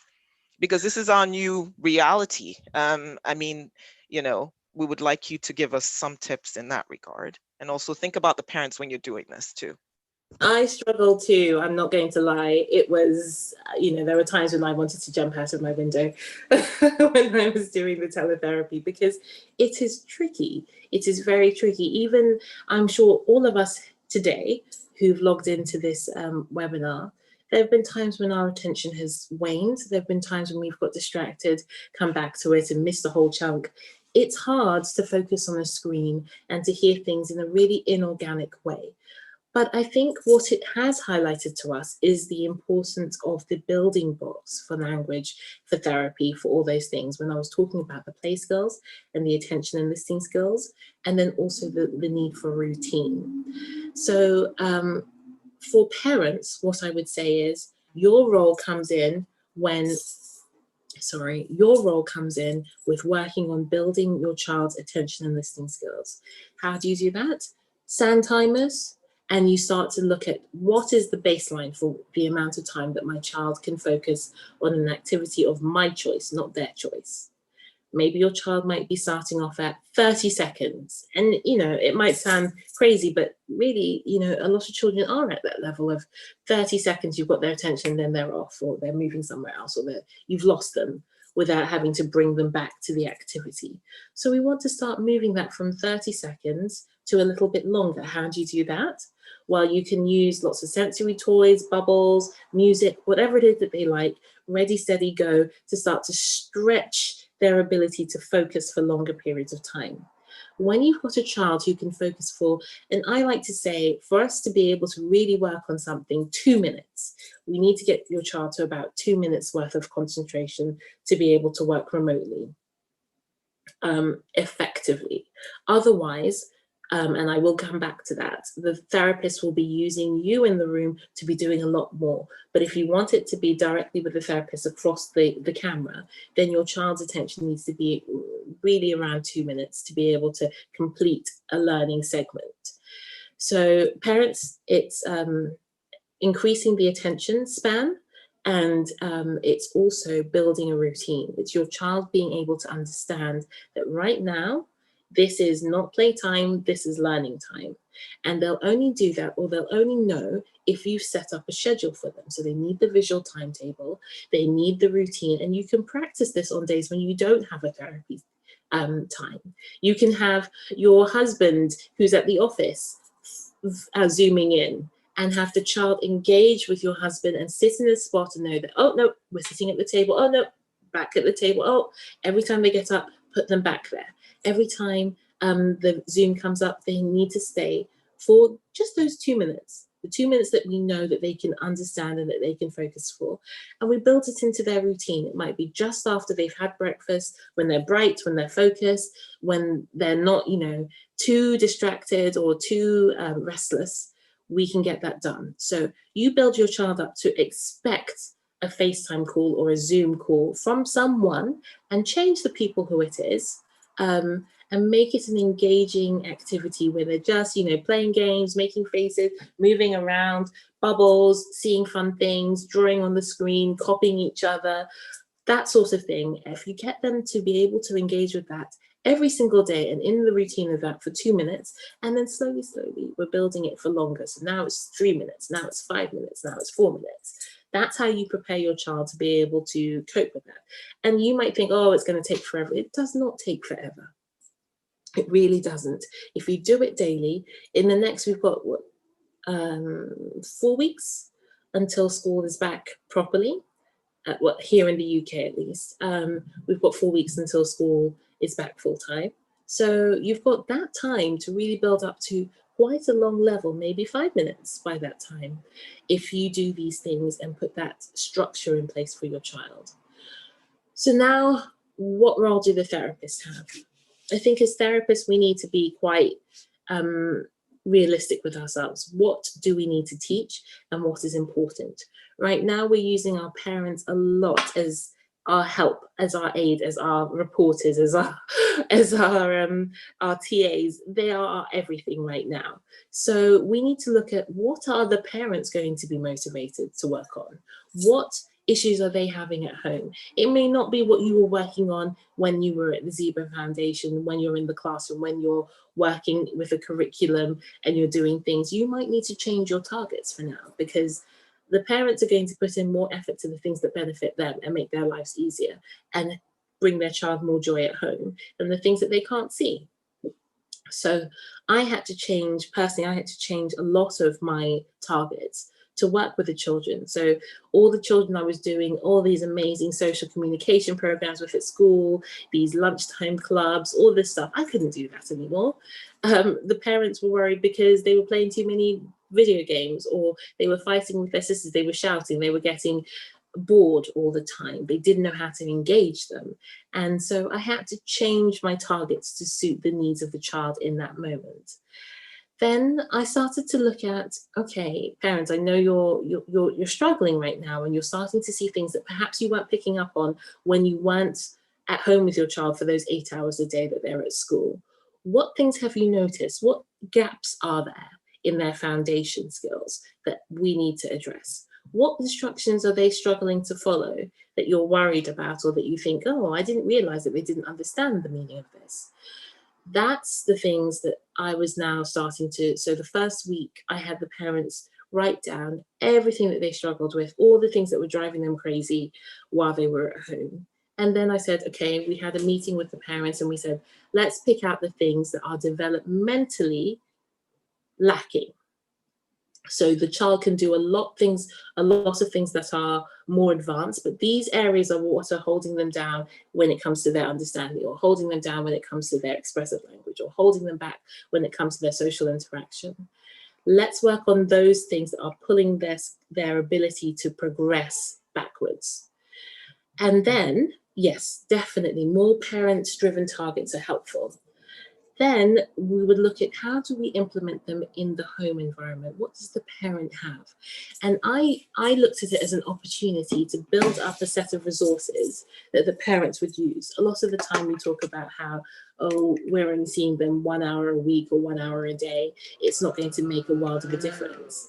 But we've got the opportunity now to get the parents to build in a routine where they are following through with the strategies that we recommend. Is, an amazing opportunity that we have as therapists to do that. So are we getting the parents to create visuals? Are we setting them up each week with a manageable task of what to do? So for some of my parents, I got them to create, for the non-verbal children, to take pictures of all the things that their child likes, so that the child is now able to start making choices.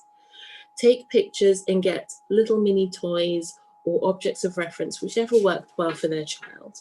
Then to also set up their devices that have them. So make sure that you have a folder in your photos where the child can swipe through and show you what they want. Play games with them. So maybe you might start off with that folder and it only has 2 options. And the child is encouraged every day to either swipe through, or if you've got it in the home on the wall, to show you the picture of what they want. And each day you can make it something really motivating at the beginning to get the child to understand what's happening. It could be going to get ice cream or going to get suya. And you show them the picture of the two things.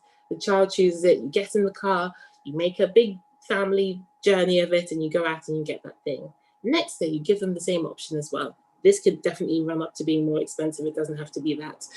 You can choose something. It could be going to see grandma. It could be going here, whatever it is that you're doing. You teach that child that when they make that choice, something positive happens and they get that thing that they're requesting. Now, over the period, the parents start to build up a wealth of pictures and resources that they can use with their child to communicate their child's needs. Now the parent is seeing it starting to work. Oh, okay, let's invest in it more. They start taking pictures that you haven't even asked them to take. I had one parent come and show me, like, really excitedly on Zoom, oh, look, this is what I've got him to do. Look, he can request this and this. And the parent was so excited because we had just been doing rice or pasta. And the child one day did rice and swiped chicken as well. And at first we weren't sure whether they really knew it. But when I said, you know, call his bluff, give him rice and fish instead.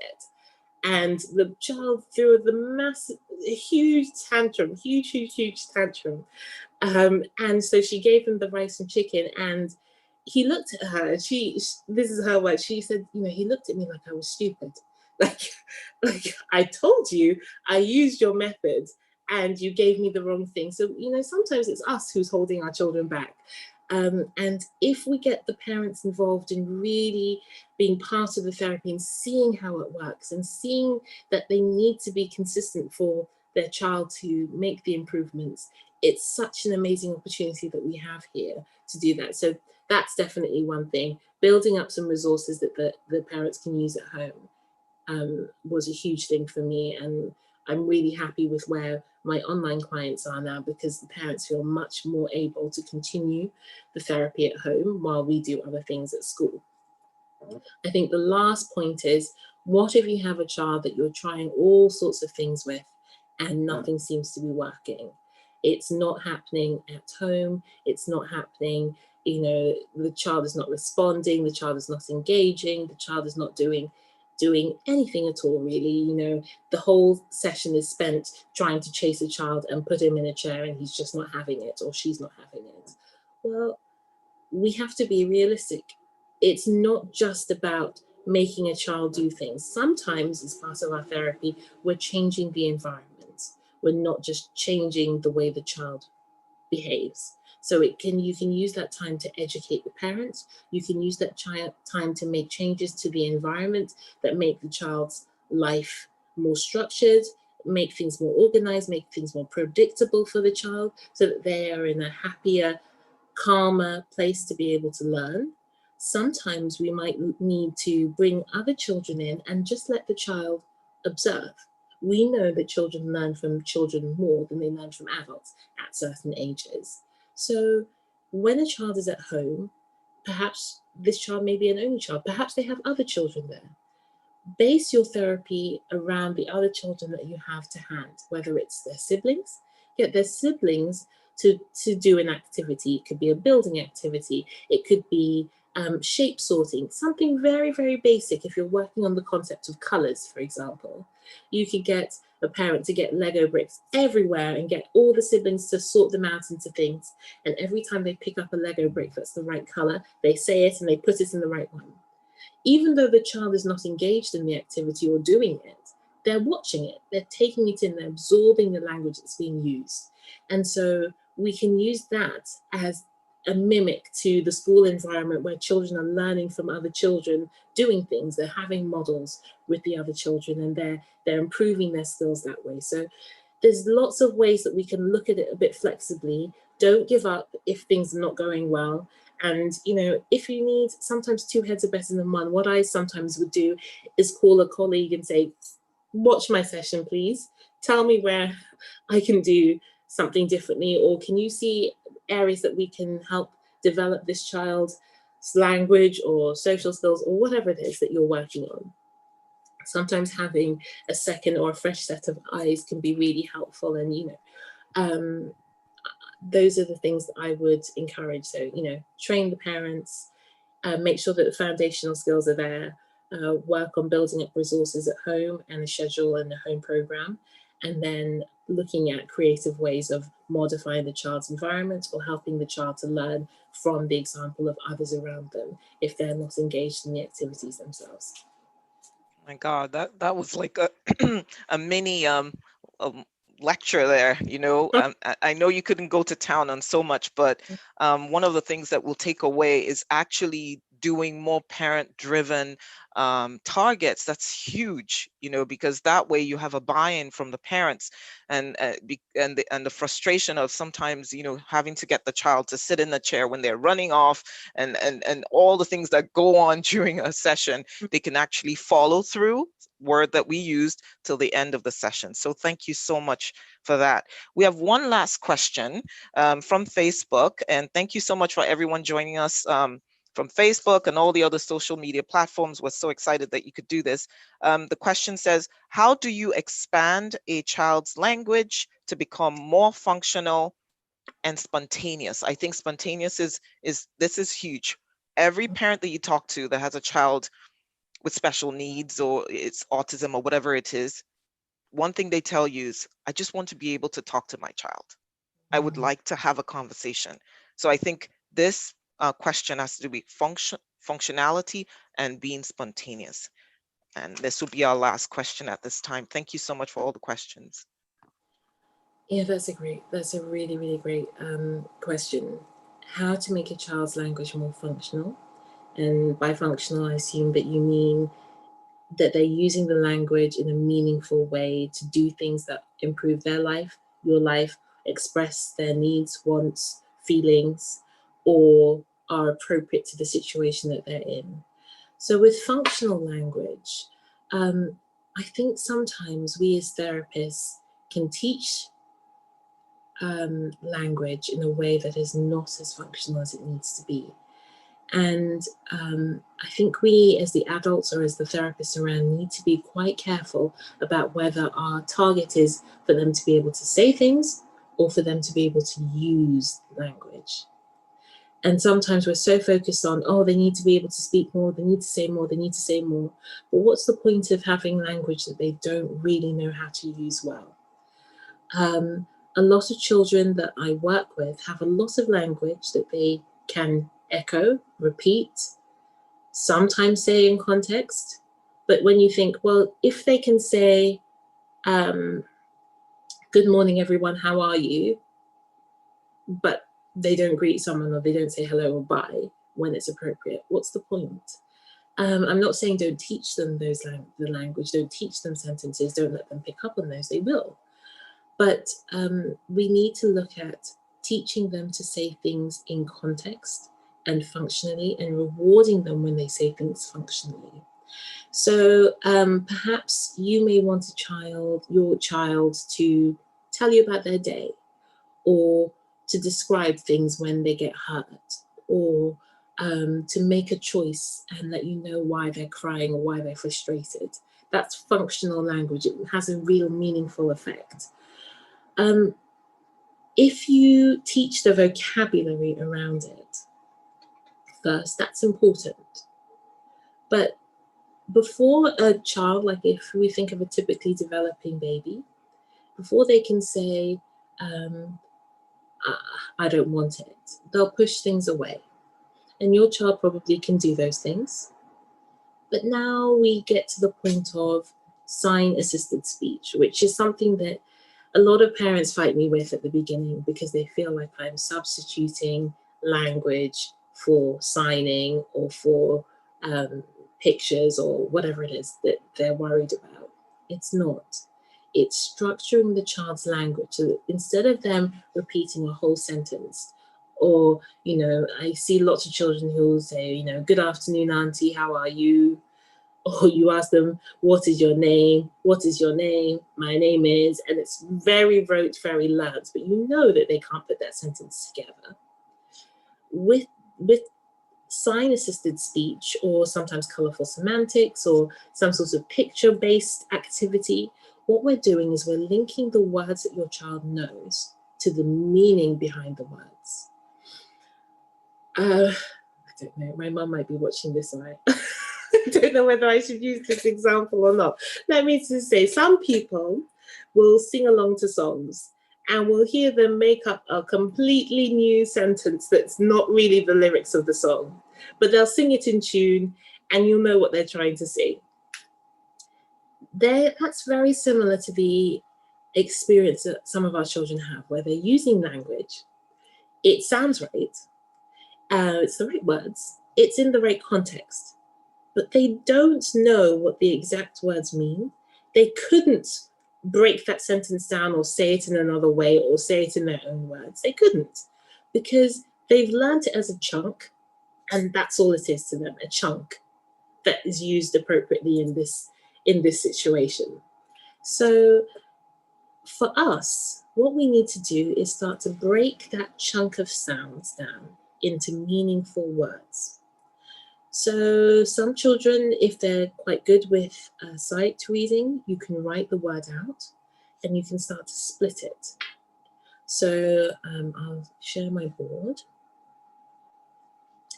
If your child is able to say something like, I want jollof rice, okay? And maybe your child, to begin with, says, I want jollof rice. After you say to him, do you want jollof rice? Do you want amala?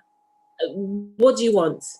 I want jollof rice. And he just repeats, I want jollof rice. Well, that's not a sentence he's made. Yes, he can say it, but it's not a sentence he's made and it's not a sentence he can create. So now we need to split it into two chunks that he can understand. I want and the thing that he wants. So you now have a visual, I want, and that could either be a written visual like we have here. It could be a gesture. So I'll step back a little bit, but if I'm gesturing I want, it's I want. That's how you sign it. I want. Now, every time I was working with a child, even though this child may be able to speak in full sentences, I would still say, I want. What it's doing is it's creating the visual that's going to link the child's understanding to the visual, to a concrete thing that can prompt them. So now we've got I want. You either show them the picture of I want if they can read, or you do the visual, I want. Now, jollof rice. They know the word for jollof rice. If they can name it, that's great. So what you can do is you can have the option of jollof rice. You can either have a picture of jollof rice or the word jollof rice written down, and you can have pounded yam and okra. Now, here, you either have the picture of it, if the child is at the medium intermediate level. You can have the actual plates of it. That's the objects of reference level where they just need to see the actual thing or something that symbolizes what they're requesting. So a plate of jollof rice and a plate of okra and pounded yam. Or you can have the sign for it if they're more visual or they understand the sign. And with all of this, obviously I'm showing you that you need to have been using the visuals before you're putting them together in the sentence. So this is not for just the non-verbal children. This is for the children who are creating sentences, speaking in sentences, but you know that they cannot describe something. You know that they cannot tell you a story. You know that they cannot say their wants when they need to, because they haven't learnt the building blocks of how to put together this and this. All they know is this as one chunk. They do not know how to separate them into their bits. If they can separate that phrase into its two components, now they can begin to swap it with other things. Now I want suya.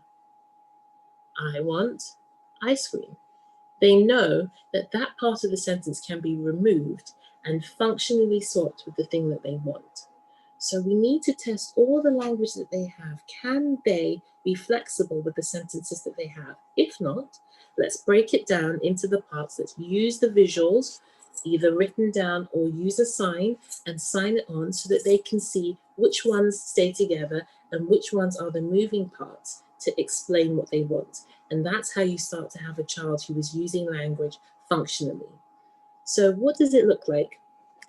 Okay, imagine I am the parent and you're in front of me, you are the child. So I'll say, I want, at the early stages, I'm going to, sorry. At the early stages, I'm going to show you jollof rice, the place of jollof rice, pounded yam and okra. And I'll say, I want jollof rice, pounded yam. I want jollof rice, pounded yam. Now, your child can say it and repeat it, that's fine. What we want is them to understand that I want is the beginning and jollof rice is the second part. Okay, now they do that. Now they know I want jollof rice, okra, and pounded yam. Now I'm not going to say it. So when they're in front of me in the kitchen and I have 2 plates, I'm just going to go to them and I'm going to expect that after a while of me doing it consistently, and this will only work if you're consistent, they will now say, I want here. When they see me doing this, I want. Then I'll show them. Now this is a child who already is able to say jollof rice, is able to say okra. And so now all I'm doing is telling them the order in which they speak. And they pick the one that they want. So they would say, I want jollof rice. And they would say it. Then we now start to extend it to other things. So maybe they are having a tantrum. And, you know, obviously it's not best to do it when they're upset. We teach it along, but I'm giving you an example of, let's say they're having a tantrum because they're in the car and you're taking them home, but they want to go back to Auntie's house where they've been having so much fun. Then you look at them, you settle them, you make sure they're looking at you and you go, so now they're cued. They've been saying it all day, every day. They've been practicing it. They know what this means. I want. You're teaching them, tell me what you want. They understand that what comes next is 2 choices. Mommy, I want to go home. I want to go to Auntie's house. I want to go home. I want to go to Auntie's house. That's how you start to teach functional language with a child that has language, but is not using it.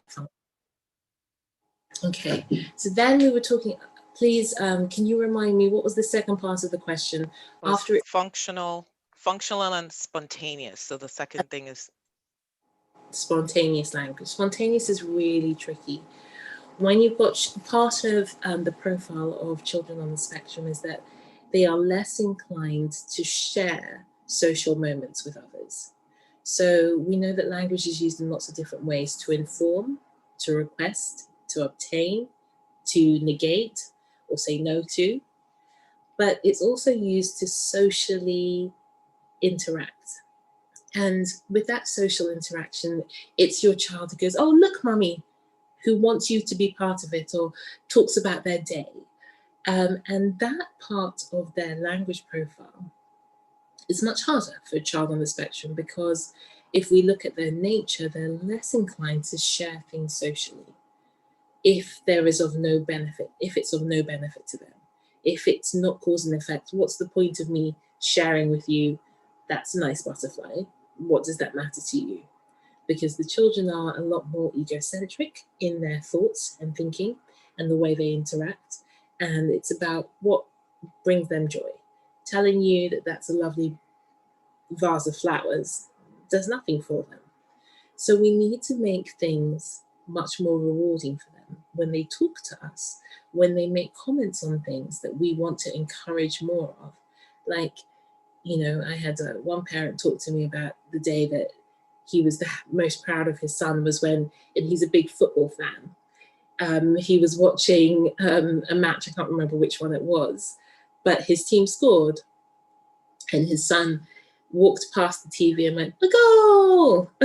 And the father said, you know, for him, that was it. It was the best thing that he'd heard, that his son was able to just share that moment or comment on something just like that and share it with him, even though it wasn't really important to the son. Son doesn't like football, but saw it and shared it with his father. So those sorts of moments we want to encourage and celebrate, but we need to teach children. We need to teach them to share it. How is your child going to be spontaneous with their language if they don't see you being spontaneous with your language? How many of us walk around as adults narrating our day the way that we want our children to? Oh, look, mummy, young children will do it all day, every day, and that's how they practice social interaction. They'll say, oh, look, mummy, it's a butterfly. I'm going to draw this now. And now, oh, what's under here? And they'll talk to themselves. They'll talk to whoever's in the room.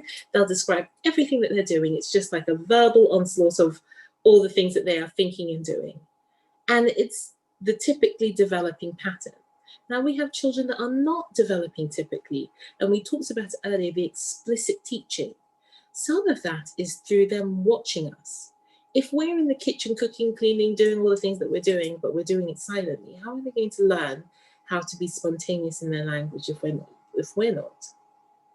If you're in the kitchen and your child is watching you, right, now I'm chopping the peppers. Now I'm doing this. Now mummy's going to get this. Oh, who's that at the door? Oh, there's my phone. Where's my phone?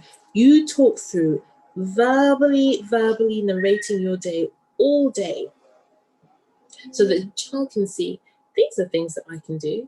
And the child will eventually start to imitate and mimic what they see. If you're doing it all the time, then you provide lots of opportunities for your child to pick up on that spontaneous vocabulary and to learn it. It may not be as spontaneous at the beginning, but as their language systems grow, as they start to understand what's appropriate to say and what's not, then you'll start to hear more spontaneous language. Have other children around playing with them and giving them those models. Pick children that are a little bit younger and at that very verbal narrating stage to be and to act as the models for your child. And then you'll start to see that sort of development when they see and they mimic other children's play. And most of all, we need to reward the behaviors that we want if we want them to continue. So every time, the child makes a comment, we don't want to scare them or put them off, because some parents report, their child said a word, they celebrated and cheered and they never heard it again. The child was just a bit overwhelmed by what happened. I'm not doing that again. I don't want that response. But instead, what we need to do is think about things that will reward our child in a calm way. So maybe if the child says something while they're playing, says a word, we blow some bubbles. Let them play again, let them play again. When they say the word spontaneously or show you or say, look, blow some more bubbles. That's rewarding them if they like bubbles, or, give them a little tickle or whatever it is that your child would respond well to. We want to reward the behavior in that moment so that they see that when I do this, I get something I like. Yeah. That is awesome. Thank you so much. We have been so informed, so educated, and some of these tips are so easy and practical to put to do at home. Some of them we need help. Please don't forget to reach out to the Zeba Foundation, if you need any clarification or if you need any help with any of this. Thank you so much, Ms. Tommy. Thank you so much, IT crew. Thank you so much, audience, ladies and gentlemen. You've been amazing. All your questions have been great. Thank you to the management and the board of directors of the Zeba Foundation. It brings us to pretty much the end of the second session of our webinar series as we celebrate our first year anniversary. Don't forget, next Saturday, same time, we will be having the same thing. And please feel free to look at our ad right now as it rolls to give you some more information. Thank you and goodbye. Thank you for having me. Thank you.